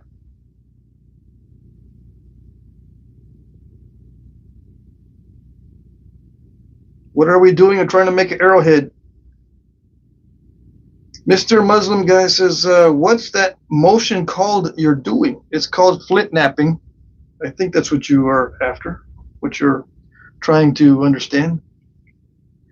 How are you supporting that on your hand pad to prevent breaking being that thin? I use a domed pad. This is higher in the middle than it is on the sides. That's why it doesn't snap. See that? It's thicker in the middle on the pad. So it doesn't snap, because if the ends are bridged, like if the ends are touching, it will snap. But see, on this pad, the ends don't touch. That's how I'm preventing this. I'm preventing it from snapping in half. That's a good question.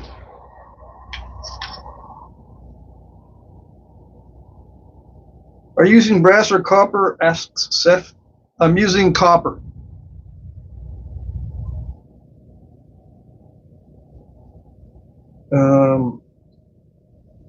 Let's see. Jason says, I still can't go indirect for beans, though. It takes time, you know. Not everyone is born for napping. In fact, just maybe 1% of people pick it up right away. So you're in the 99th percentile, I guarantee. Let's see.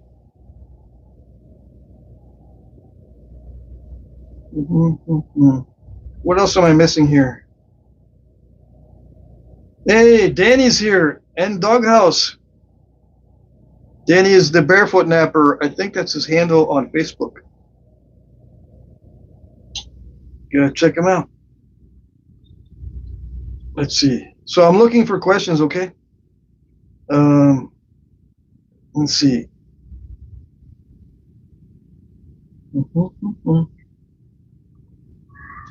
Let's see.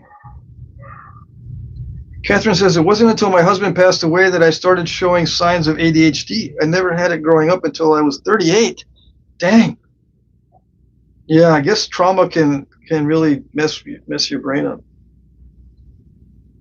Yeah, and I think that the same with some of my children. They had their ADHD got worse because we didn't know what was going on.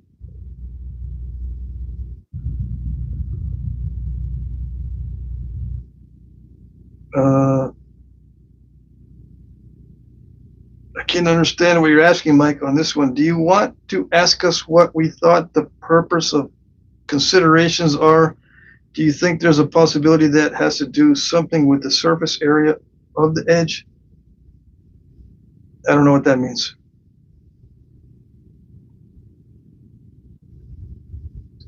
Let's see.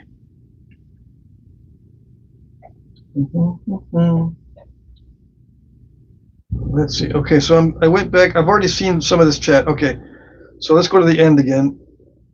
Auction Monday, 6 to 9 p.m. Eastern on this channel. Yes. Do I sell these things? Yeah, they'll be available in the auctions. Okay, so Jason says, okay, so where is your hand pressure at? My hand pressure is right where I'm napping. I apply pressure or support right where I'm removing a flake. Everything else is just secondary. There's no pressure anywhere else or support anywhere else. I support right where I'm removing a flake. And sometimes people say I'm interfering with the flake travel. And yes, that is the case sometimes. But if I notice that I'm interfering with the flake travel, I will try not to support it exactly where I'm taking a flake. Let's see.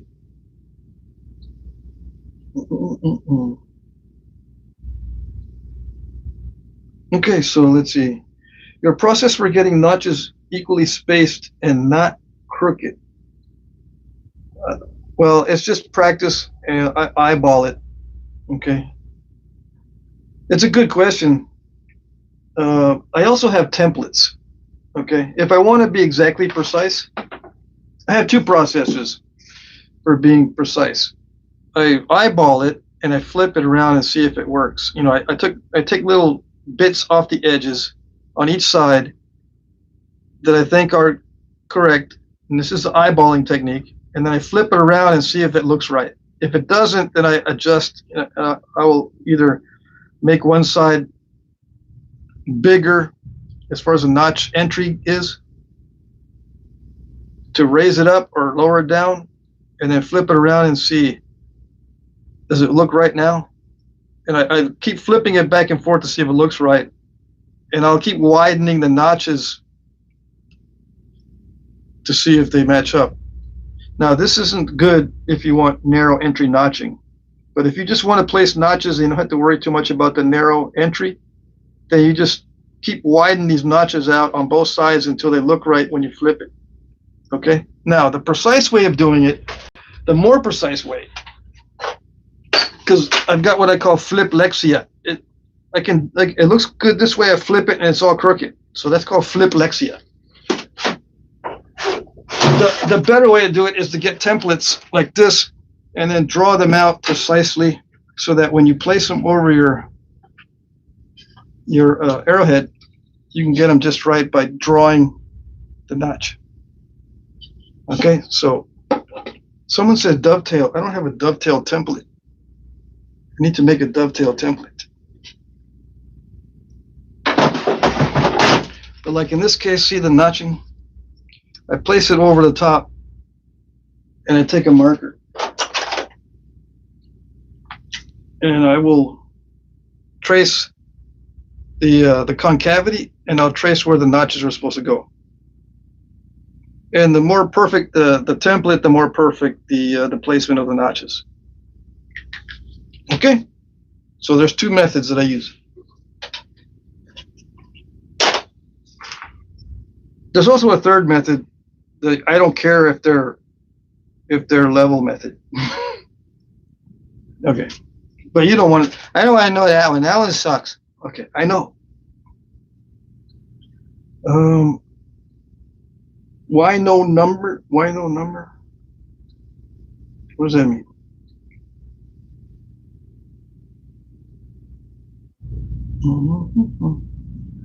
What does that mean? Why no number? Oh, why no numbers in the chat? Because some people just put 6 7s in the chat. If you hadn't noticed. Well, you're the one doing it? Yeah. Because you don't know the story, right? Yeah, 6 shot 9 and then 7 8 9. I don't want to hear about that. Yeah.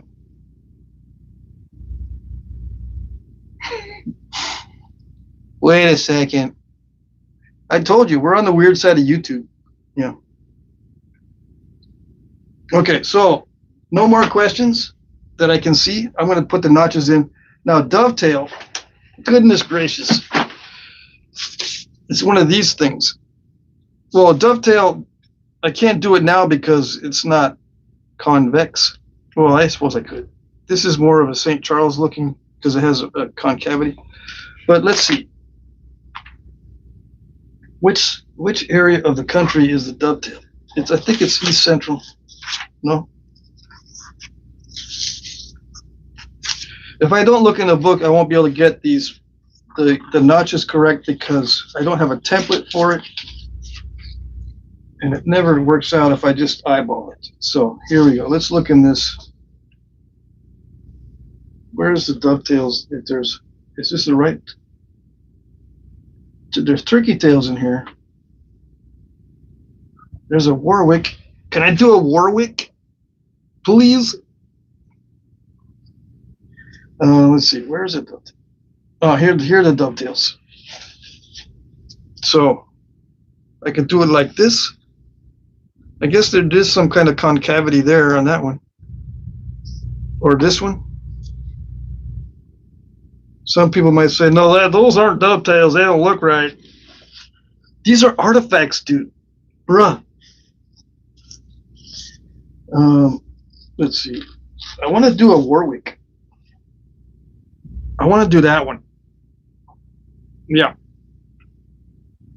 Don't make me do something complicated.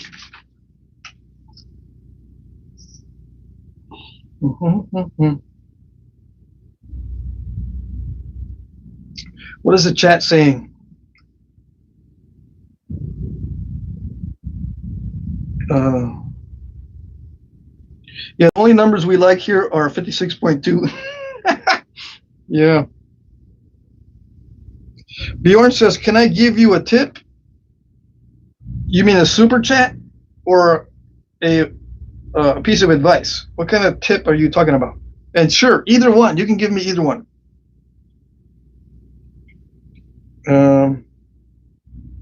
Let's see. Bruce says, I'm so jealous I can't find good flint in Missouri. Missouri? You can't find good flint in Missouri? Have you gone outside? There's a bunch of there's a bunch of knappings in Missouri too. If you need the list, I'll give you a list of flint knappings from Missouri. Just put that comment in some other video and ask me where are the knappings in Missouri so I can actually look at rocks that are good. There's lots of good flint in Missouri, okay? So don't feel too bad that, that some people think they're living in areas where there's no rocks. Don't feel that way because Missouri is a place where there's lots of rocks that are good for knapping. You just need to know where to look. And I'm not going to tell you in public because then that will disappear. You'll have to go to knappings. And even if you don't talk to anybody, at least you'll get to see the rocks. All right, let's see.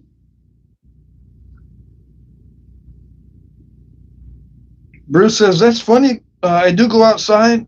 I used to find it down in the south, but I'm in Kansas City now. You're just going to have to go back down south to look for rocks again. That's all I can say. Yeah. If you already know, see, my ex-wife used to do this. Now, I'm not making fun of you, okay? I am not making fun of you. And I'm not talking down to you. If it sounds that way, it's my fault because I'm not a good communicator. But my ex-wife used to do the same thing. She used to know the answer, but ask like she didn't know anything. And then she would tell me, well, blah, blah, blah. I know more than you do about it. Why did you ask them? It would annoy me. And I think she knew that it would annoy me after a while. You know how you can get to know people's buttons, right? And then when you don't like what they're doing, you can start pushing their buttons so that everyone can be miserable at the same time. Yeah. She used to do that. That's not why we're divorced, but that was just one of the things. Anyways, I want to make that one that's not a dovetail. I want to make the Warwick. And no one has said, no, don't make the Warwick because we're sick of seeing those. There's a gazillion of them. Let me see. Hog Slayer, do you ever go digging for them? No, I've never gone digging for rocks. Not really in the major way, or for arrowheads. Everything I find is on the surface or at Knappings.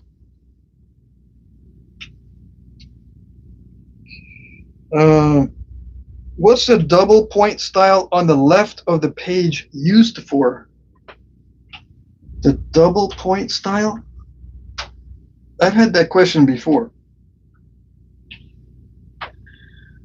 These are all used either for knives or projectile points, so that's the answer to your question. But I don't know if you're talking about this one or what. Double point style? You have to be a little bit more specific about what you mean. But I can answer that just by saying that's either a knife or a projectile point. That's what they're used for. Knife or projectile point. All of them. No matter what you see on here, except, yeah, maybe the drills. But sometimes even the drills are used for projectile points. The drill-shaped stuff. Yeah. So I don't know exactly what you mean, but yeah. So what do I got? I'm running out of time and I'm trying to decide what to do. I like these corner notched things. I want to do something original.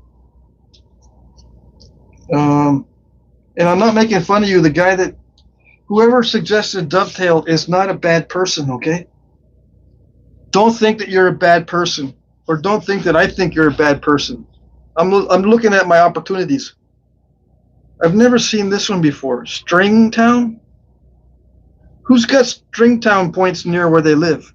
That's the first time I've seen that one. That's interesting. Ooh, I like this one. Hamilton stemmed. Let's see what that looks like. I like it. You might say, hey, that picture is wrong because the notches are not lined up correctly. That can't be an artifact because the artifacts are beautiful and perfect. No, that's an artifact. See that? They're not lined up. That's what they call asymmetry. And you know what they say about asymmetry?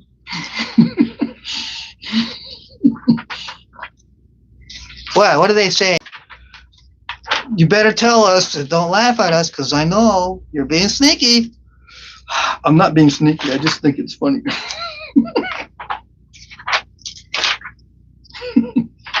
Personal inside joke, okay? All right, let's see. I don't know. Is there... there's Thebes, but those are tiny. I know guys that make excellent Thebes points. I'm gonna make a turkey tail eventually, okay? Eventually I will. These are the actual sizes, so I will make a turkey tail eventually on one of these. See, I have some big bifaces saved up, so I can do it.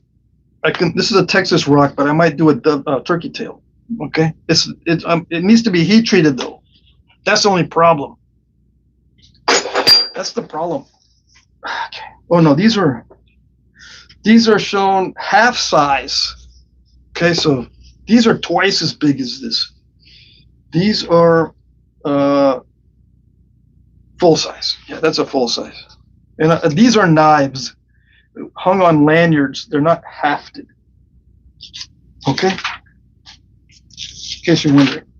All right, so I'm skimming through here. This is what I do a lot of times when I'm by myself trying to figure out what I'm going to make. I'll look through the book and I'll say, man, I made that one already. I made this one already.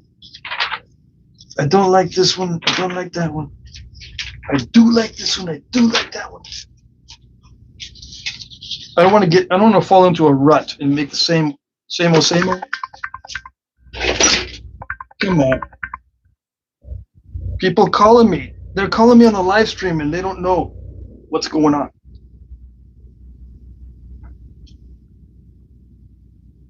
All right. So before I put the notches in, I'm going to check the chat.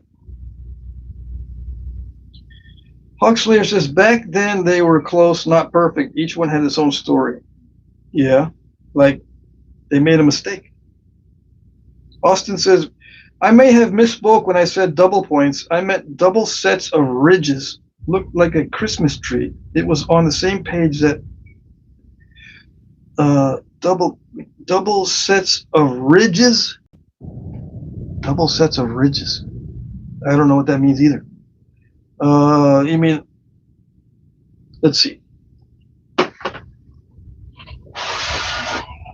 I've got stuff here. I'm going to point to something and see if you call that a ridge or not, or whatever. Or maybe you mean notches instead of ridges.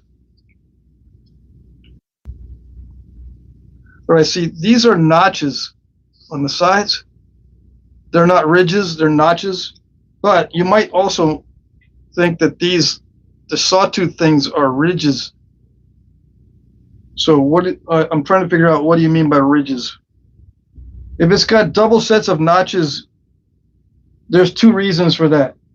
If there's two sets of notches, it could be that they're using it for hafting, or one set of notches, especially the upper ones, are not used at all. They're just for decoration. And yeah, they used to do stuff on these for decoration. This is an art point. This is not designed after a real one. I don't have a double notched in here, do I? Like this one is modeled after an artifact, but it's also an art point. But this is double notched on both sides. These are used for hafting, but not all notches are used for hafting. Some are decoration, and I don't have an example. And I can't. Well, I could probably look back in there and see, but it took me a while to figure out which page I was on.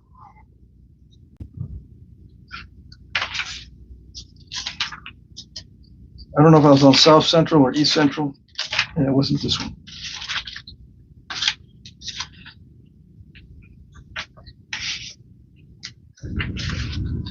It goes on this one. This is Gulf Coast. See, I don't know where I was.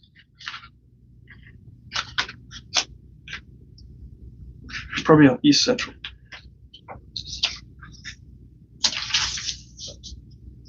Double sets of notches. I don't see no double set. Down here, maybe? That is just used to attach a lanyard. It is for attaching a lanyard. If that's what you mean by double set of notches.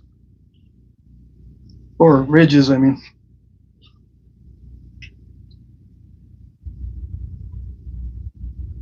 Let's see. Crude Christmas tree.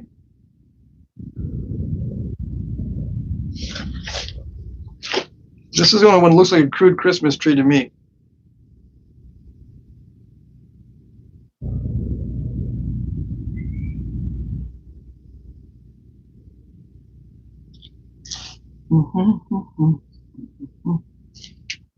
Yeah, you can draw a picture of what you're asking, right? Draw a picture of it, and then make a drawing, take a picture, and upload it to the community section of my channel, and then you can ask the question. I know exactly what you're talking about. But it's on the community section of my channel. You're able to post, if you subscribe to my channel, you can post stuff into the community section, either as a text or a photograph.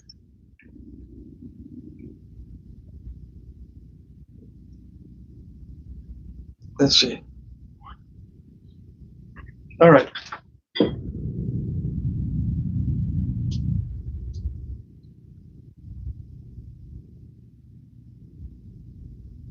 Arrowhead with no base glued on top onto the tip of another. Look like an arrowhead with no base glued on the tip of another.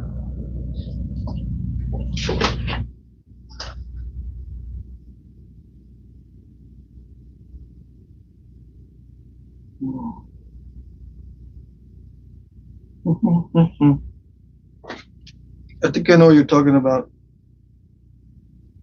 And it was it in the book? Let's see.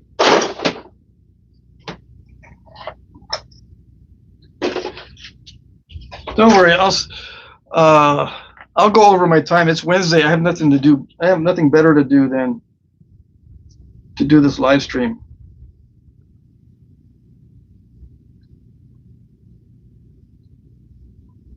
There are arrowheads that look like this.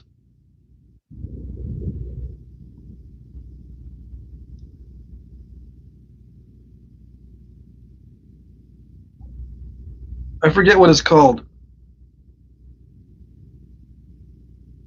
There are arrowheads that look like this.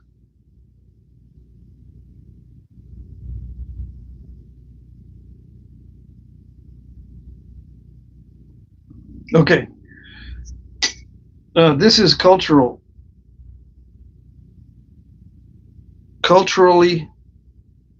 designed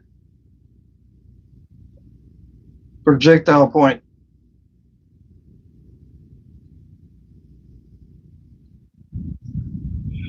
This is for ouch, and this is for ouch.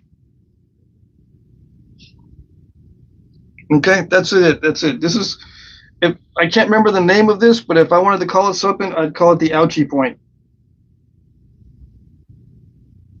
Okay, it's for pain.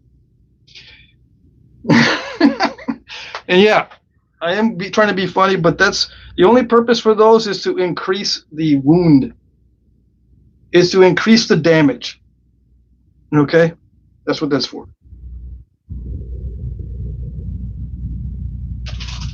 Okay, now you know.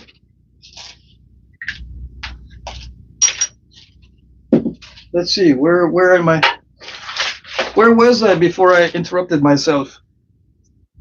I was going to do this. I was going to make the point able to be hafted into this foreshaft, right? Unless you convince me of something else. What, this one? It's too thin for any of these. I want something that'll be a little bit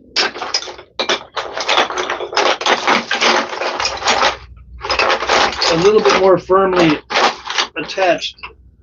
I made it too thin. Well, this is okay. I'll just go with it. So I'm going to try to some curving notches, slightly curving upward, kind of like a lost lake. It'll end up being an arc point. It's an ouch, ouch, yeah. All right, so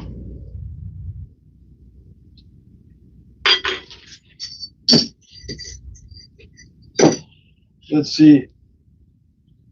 I don't know how it, let's see. Hold on a second. I'm trying to do 5 things at once in my brain.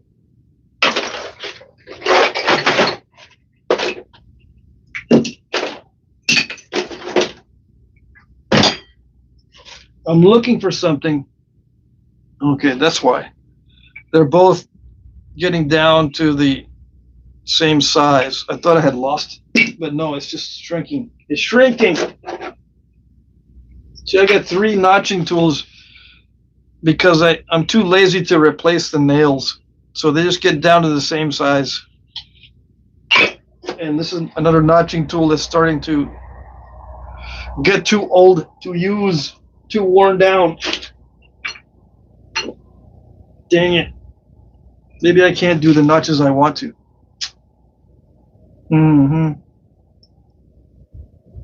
Dang it. Well, let's just do something. People are getting impatient. Yeah. The inquiring minds are getting too impatient.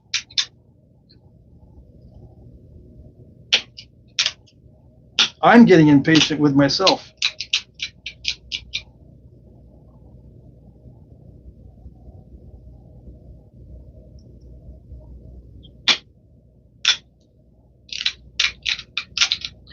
All right, so I'm going to widen it enough to do this one. Let's see.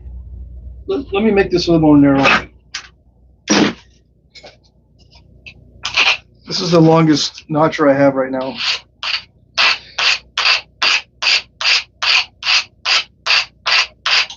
These notches don't need to be very deep to fit that foreshaft, but I still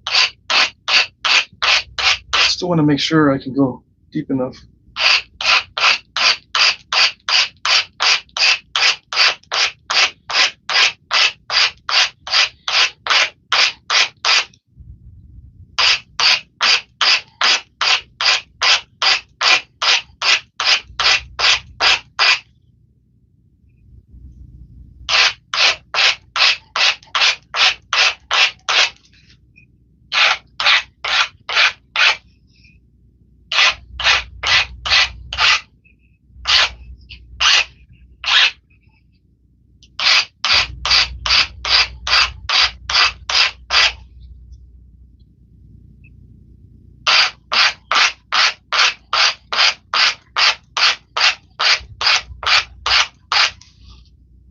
Okay, so now we're in business. I will make a dovetail look thing.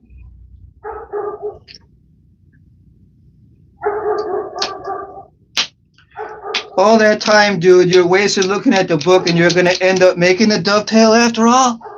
What's wrong with you? I got a lot of things wrong with me, okay? Yeah. I can't just name one thing. Yeah. I usually use a steel notcher, but I'm not that picky. I will use a copper notcher. The only thing is I tend to bend the copper because it's weak.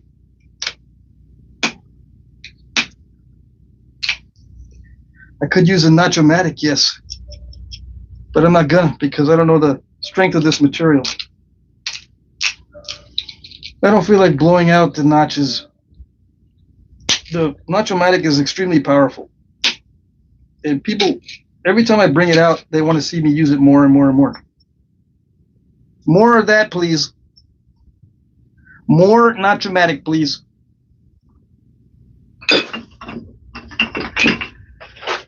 But no, I'm not gonna do it.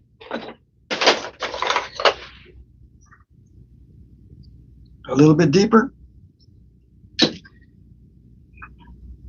Jeepers creepers, need to make it deepers.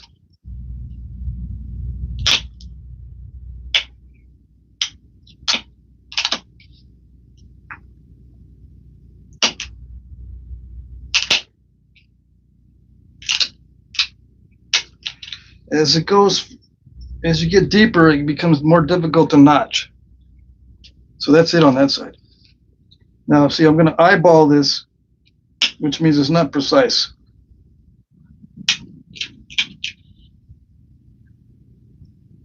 Okay.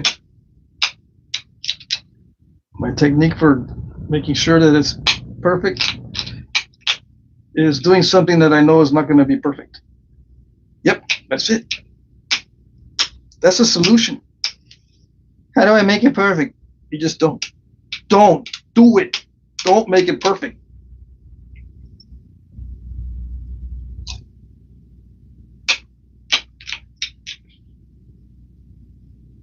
Yeah, that's the solution. Okay. No, that's like the anti-solution. That's not. Dang, you're so ridiculous. I've been called worse, believe me. And recently, too. Yeah.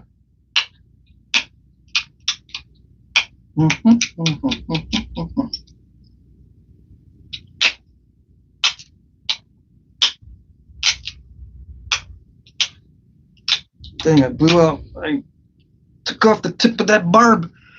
It's going to make it less ouchy. Dang it. How long have I been doing this?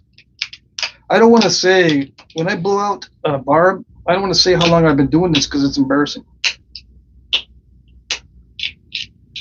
I've been doing this for 15 years and I still can't prevent myself from blowing out a barb. Even if it's just a little bit, it's still frustrating. Yeah, like that. Why can't I do all the little pop-outs like that?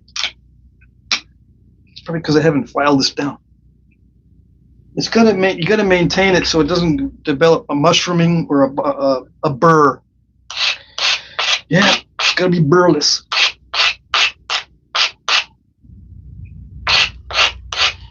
It's gotta be narrow or thin.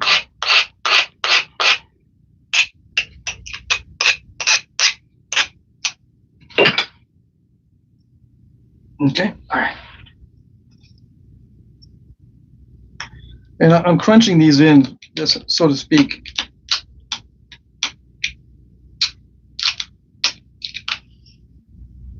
But in theory, you're supposed to get nice little pop-outs. Like that. See, like that. When everything is good, and all the initial conditions are right, you can get pop-outs.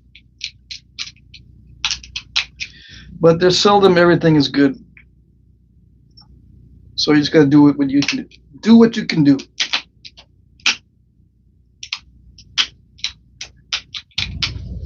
If it's constantly crunching and stepping and stalling, you're gonna have to get the file out or a Dremel tool and correct the bottom of the notch by filing or dremeling. I've sprung a leak again. That one spot, see, I wore that spot down doing too much knapping. So I'm making a mess. And I'm even putting a Band-Aid on that sucker hasn't helped it. All right, one more pop out. Yeah, like that. Yes. And then I'm going to constrict these sides a little bit. I think on the dovetails, they constricted these sides a little bit.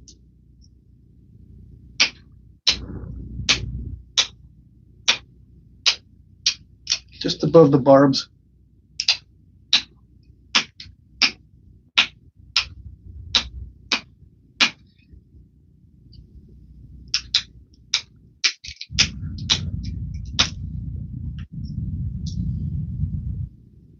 And then the sides of the ears here are straightened out a little bit, if I remember right. It's just a cultural thing to straighten out the ears.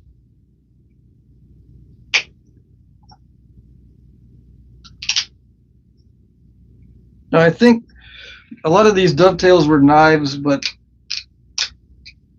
they also do look like projectile points. And I'm not sure how many have impact damage.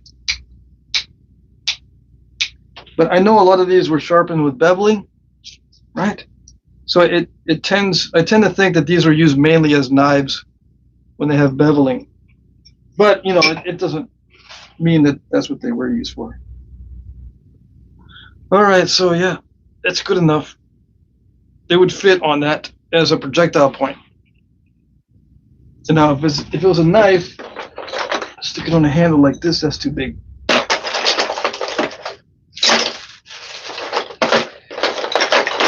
I used to have a tiny knife handle. I don't know where it went.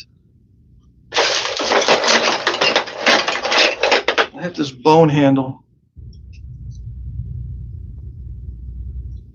Yeah, that would fit. Now, I like wooden handles for knives because of one reason. If you drop it in water, it won't sink to the bottom. If you have a wooden handle, that stuff floats, man. That's what I would use. Okay, so that's it. You can't see, yeah. Still can't see. Now you can see. So is that a dovetail? I think it might be. Yeah.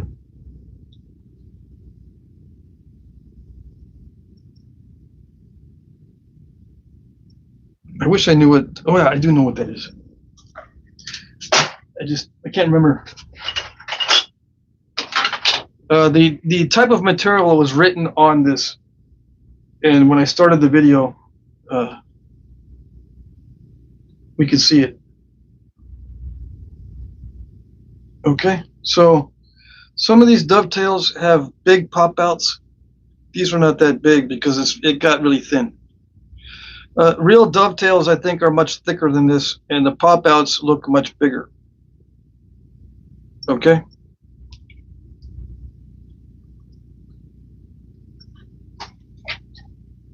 And they're angled upward, I believe, like this.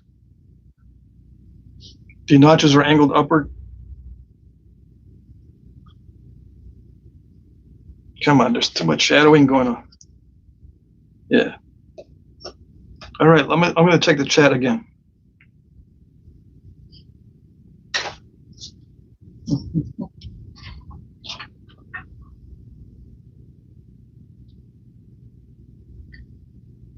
Come on. Points can be made to spec. Yes, yes, yeah. Looks great, says Charles. Thank you, thank you. Does anyone know how many grains does the average flint arrowhead weigh? Yeah, about 40 grains, 40. For an arrow point.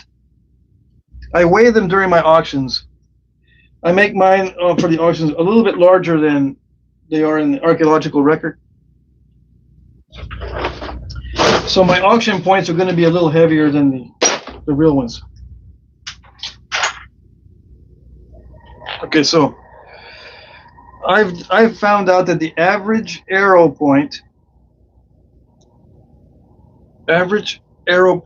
40 grains for the real ones. Okay, now at lateral dart point,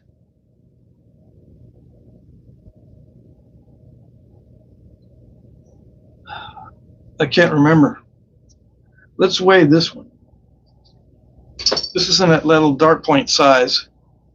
I think the average for the lateral dart points is around 50, between 50 and 100 grains. I don't know if I have a grain scale though. Anyways, let's just guess. I would say, 50 to 100, not 50 to 150 to 200 grains. I don't know why I said 50. I think at lateral dart points, 150 to 200 grains, and then the average arrow is about 40 grains. And they can go down to 5 grains. I've got some arrow point reproductions that are 5 grains, little bitty ones. How do I know that? Because I looked in the book and I saw the little bitty ones and I made some and I weighed them. Let's see. Oh wow, 40 grains is lighter than I expected. Yeah, I'm shooting 100 grain metal broadheads. I figured stone would weigh more. Yeah, no, stone actually weighs about as much as aluminum. If you made a broadhead out of aluminum, the stone would weigh about the same as the aluminum.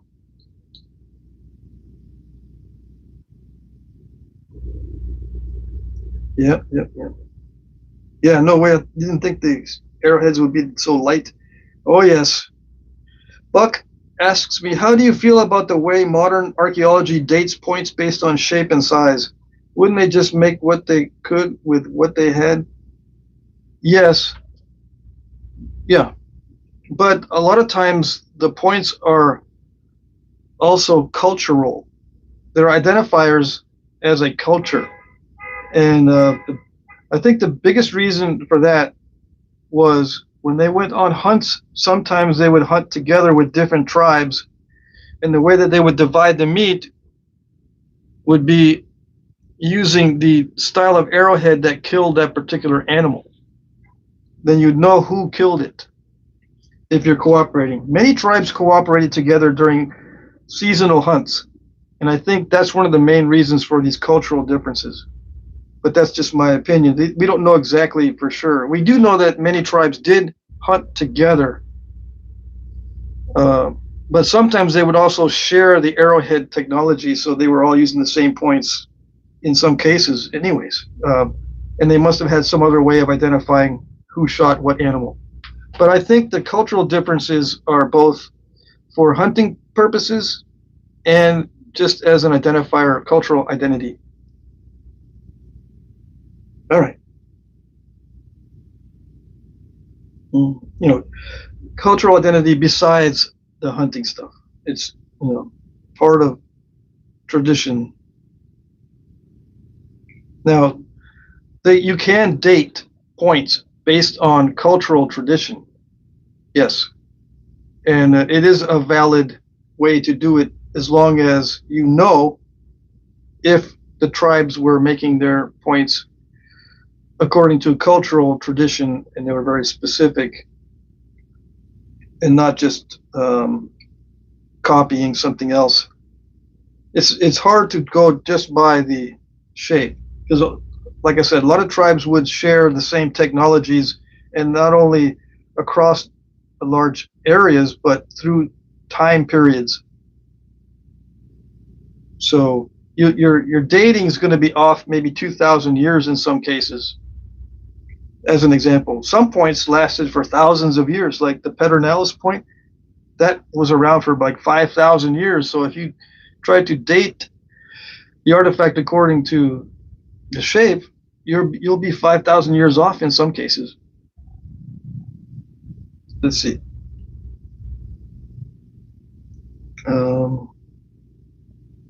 If I think they base the age on radiocarbon dating and what levels they are found at. Yeah, in archaeological digs. Yeah, they use different things. The carbon-14 dating is very expensive these days for a laboratory to do it, and it takes like a few weeks to get the sample tested because you don't sample the rock, you sample the dirt where the rock was found. Sometimes the dirt contains enough carbon in it to date, but sometimes it doesn't. So they got to send in more samples, and maybe you don't have the samples. Maybe you don't have the dirt. You don't know where it came from. So a lot of times what they'll do is they'll date the artifact by the shape and the depth of the find. Yeah.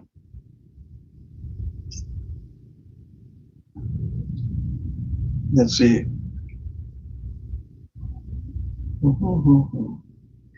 Let's see. Joshua, I gave a lot and lost them. Still have some.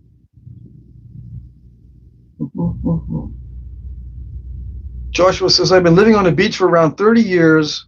I have literally found them, thousands of them, real artifacts. Awesome.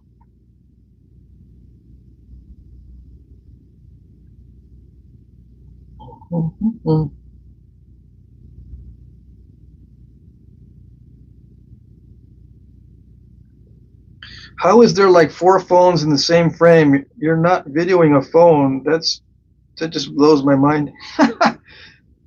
I'm showing you proof of infinity. Okay? You're going to get a lot of different cool stuff on this channel. Yeah. I have an alien technology.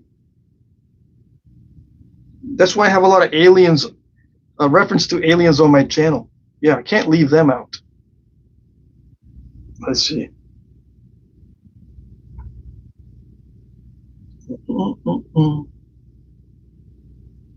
I'm looking back for questions, okay? If I don't see any more questions, I'll move on to the next topic. It's already 10 minutes after 4. I can hang around a little bit longer. Let's see. Austin says, I guess I need to see what research I can find. I'm still having a hard time wrapping my head around tempering and heat treating rocks. You can type in Jack Crafty heat treating. You can also look at either Gulf Coast Knapping. No, Danny Collins has a video recently done on heat treating. Danny Collins, lithics and leather. Just type in that as a search, heat treating. Danny Collins heat treating or Jack Crafty heat treating, and you'll get videos on the subject.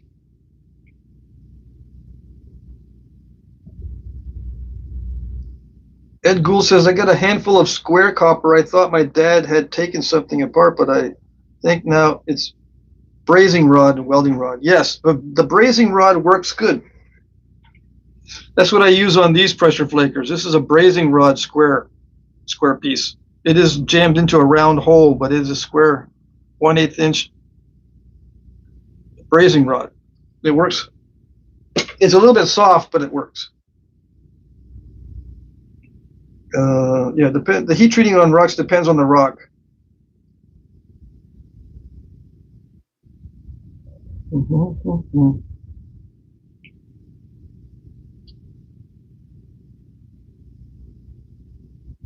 Are you chasing a sharp squared edge on your pressure flaker, or is the tip rounded off? All my tips are rounded off. Some guys use a sharp squared off tip. And like I've said many times, it depends on what works for you. I've never had luck with squared off tips because they cause crushing. I don't know why. Maybe I'm not grinding it enough, but whenever I use a sharp squared off tip, it crushes a lot of the edge. But it also requires that you have to re-square it almost with every flake. It's too much maintenance for me. So I use rounded. And not only do I use rounded, but it becomes more and more rounded because I don't sharpen them or I don't dress them very much. So it becomes duller and duller. And then when I can't stand it anymore, then I sharpen it. You know, after it gets so dull I can't stand it, then that's when I sharpen it. Back to, you know, just barely enough. I try to spend the least amount of time sharpening these things. So, but that's just the way I do it. You might not be able to knap that way. Let's see. Yeah, the question on the heat treating is a good question, but it's complicated. Yeah, Danny says E-notch that point. It's too late, Danny. Yeah.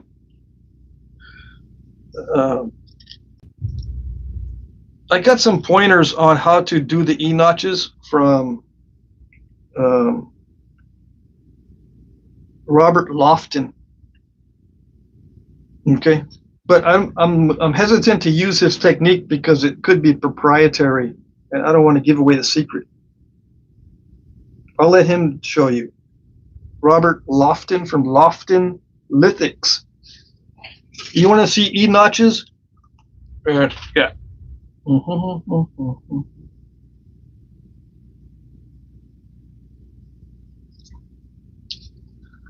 And Danny, I'm not saying that you should, because you already know, you know Bob. But yeah, Lofton Lithics, for those of you who want to look up E-notched stuff, he's the guy.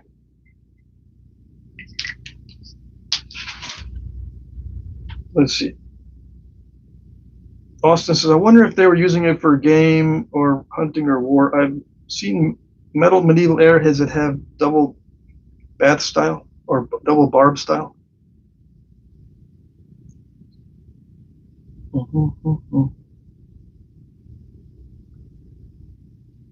Okay, so we got it figured out as far as the double barb.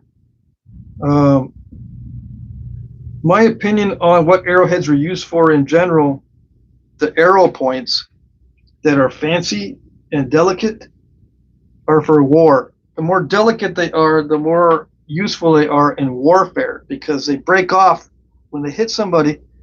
It breaks off in the wound, so that guy doesn't want to fight anymore, especially if he's got an arrowhead stuck in him. He's got to get that removed fast, or it's going to generate an infection. So he's out of the battle, right? But when you're hunting, you don't necessarily want that arrowhead to break off inside the animal. You just want it to cause a lot of damage, yes, but it's going to be a pain for you to try to find that little piece of arrowhead stuck in the animal when you want to eat the meat.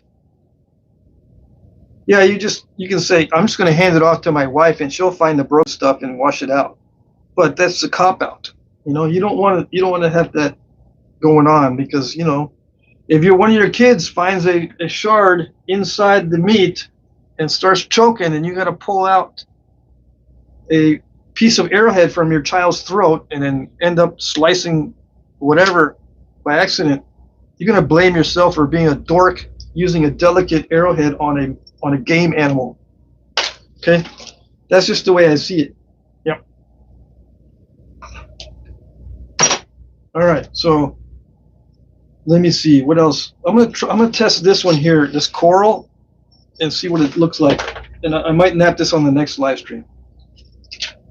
Next Wednesday, I mean, the next slab live stream. I think I sampled it already there, or somebody did. I got this as a gift, I think. Did I buy this? I might have bought this one, actually. Maybe I already did test this out. This is going to be sweet.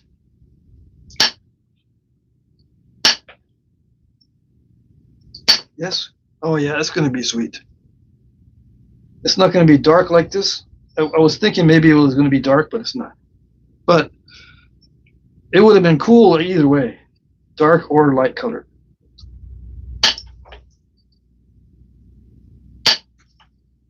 Yeah, this is coral heat treat. It's got nice colors. I gotta make sure I don't ruin it.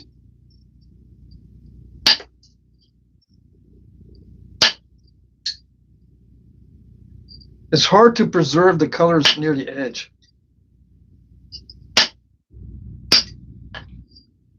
Because you gotta nap away that square edge. See, it's got all that cortex on it. How do you preserve that? You're not gonna like the answer. Sometimes you cannot preserve it. You gotta just nap it to where you're not removing much. And then see what happens.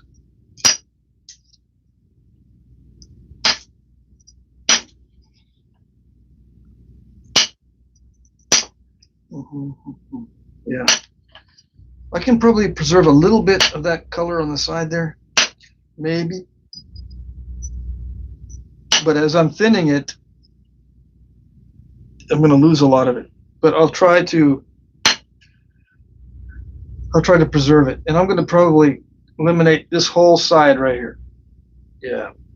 I'd like to be able to break it across here and make an arrowhead out of that and make an arrowhead out of that. So right here is where I would like to break it.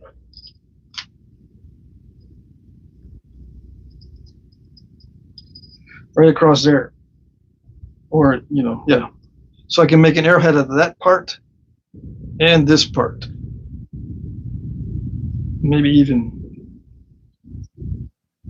That would be better right across there. Now, if I had a saw, I would saw it right there and have two pieces, make two arrowheads like that, instead of just napping this away.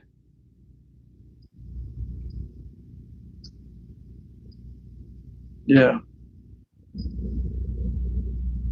So this is good on this side. This is good on that side. So I'll try to figure out. I mean, I can notch it, maybe with a notch-o-matic. Let's try. Let me write that down. Try notch-o-matic for dividing this.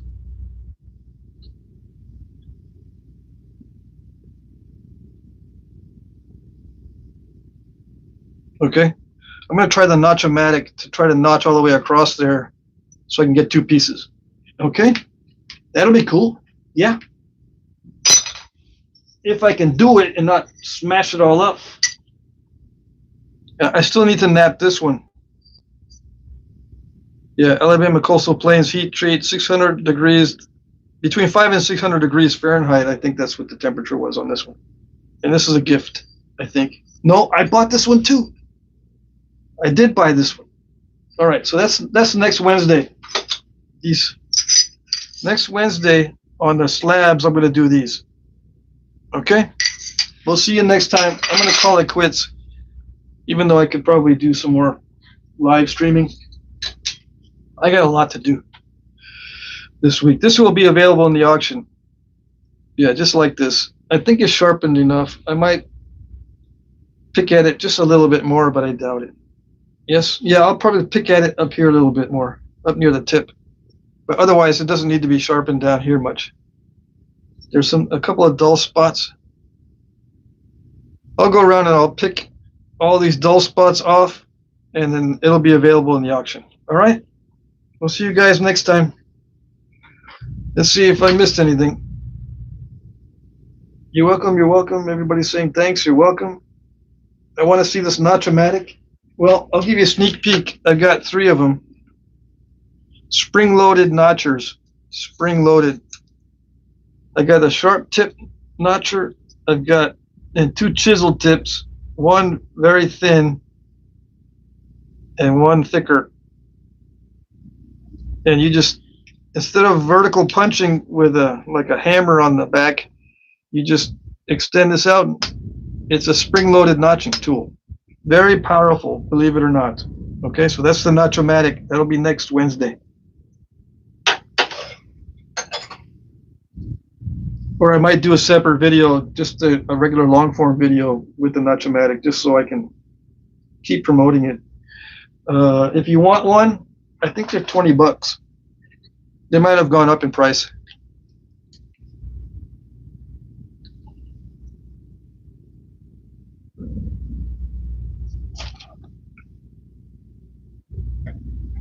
$20, Ted Snyder. And I don't know if that includes shipping or not. All right, let's see. Great live today. Thank you, Catherine. Let's see. What time next Wednesday? Same time, 2 to 4 p.m. Eastern. Every Wednesday, 2 to 4 p.m. Eastern. Somebody lost the sound? Let's see here. Yeah, Jim Cooper, you just got here. You missed everything that was good. I made this on the live stream. You missed it.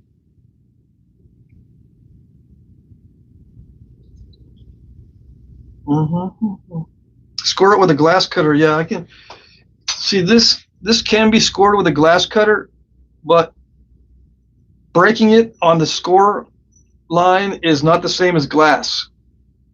No, you need a lot more force, and I can show you how I do it. That might be a good video where I break, but I've shown how to snap these stone slabs by using a glass cutter. Yes. I'm not sure what the search would be. Just Jack Crafty cutting stone or glass cutter on stone, and I show you how I do it with the slabs of raw agate. That's probably some of the most difficult material to snap with by using a glass cutter, the raw agate.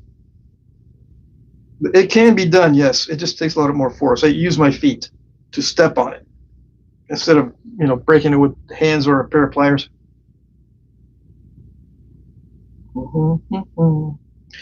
Everybody that says thank you, you're welcome. You're gonna try this. Austin says I have some cool types of obsidian and a bunch of nephrite and jadeite. I want to learn to make points one day with this stuff. I got to learn first of some more common material. Yep, exactly. You can use glass bottle bottoms, or any type of flat glass, except the stuff that plates are made of. Don't buy plates, glass plates, dinner plates, thinking that you can nap those into arrowheads, because a lot of times that type of glass does not nap well. Bottle glass is the best glass to nap. The next best glass is tiles. Like, you can get tiles from Lowe's or Home Depot, those glass tiles, but that's clear glass most of the time. Got to watch it with clear glass because you can't see the shards, especially if you get one in your eye or down in your skin. So I would recommend using colored glass from glass bottle bottoms. The darker the color, the better. The blue ones work especially well. Okay. Let's see. Austin says, I was wondering what a stone spear fish head would look like. In the archaeological record, they did not use stone for spearheads unless they were harpoon tips. Okay? So if it's a handheld spear, without a detachable harpoon tip, they use bone for those fishing spears. Bone tips, not stone. And we know this from the archaeological record.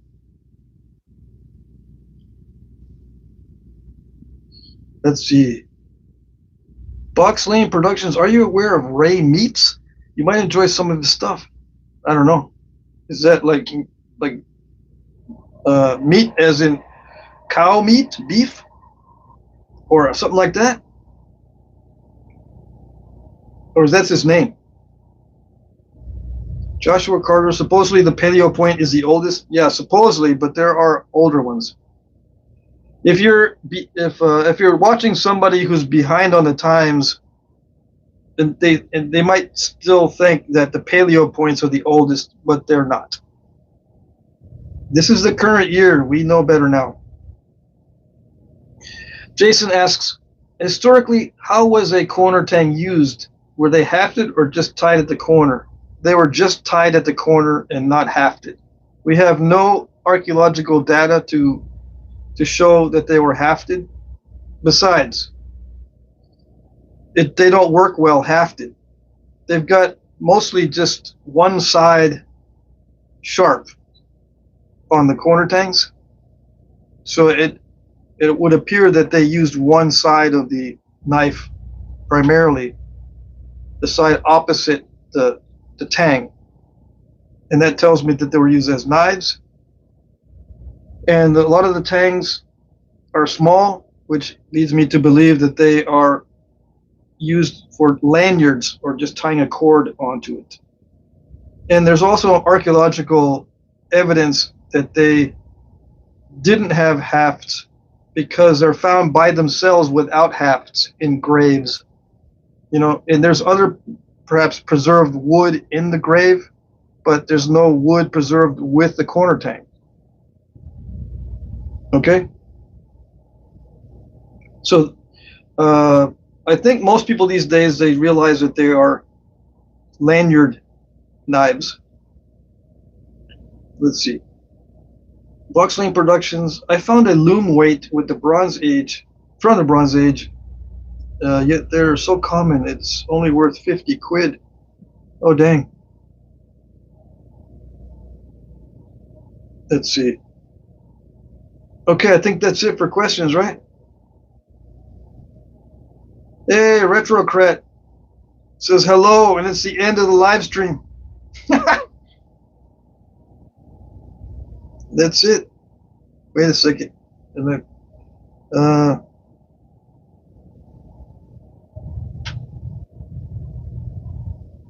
Yeah, you missed a lot. Retrocat. Yeah. Jason says, thanks for the wealth of knowledge. You're welcome. You're welcome. Thanks for the questions. I do enjoy answering the questions if I'm able to. That's it. Okay. We'll see you next time. Next live stream, actually, I have one on Friday, 8 to 10 p.m. 2 days from now. Friday night, every Friday night, it's 8 to 10 p.m. Okay, and that's Natural Tool Fridays, where I use antlers and camera stones. Okay? All right, we'll see you next time. Bye-bye.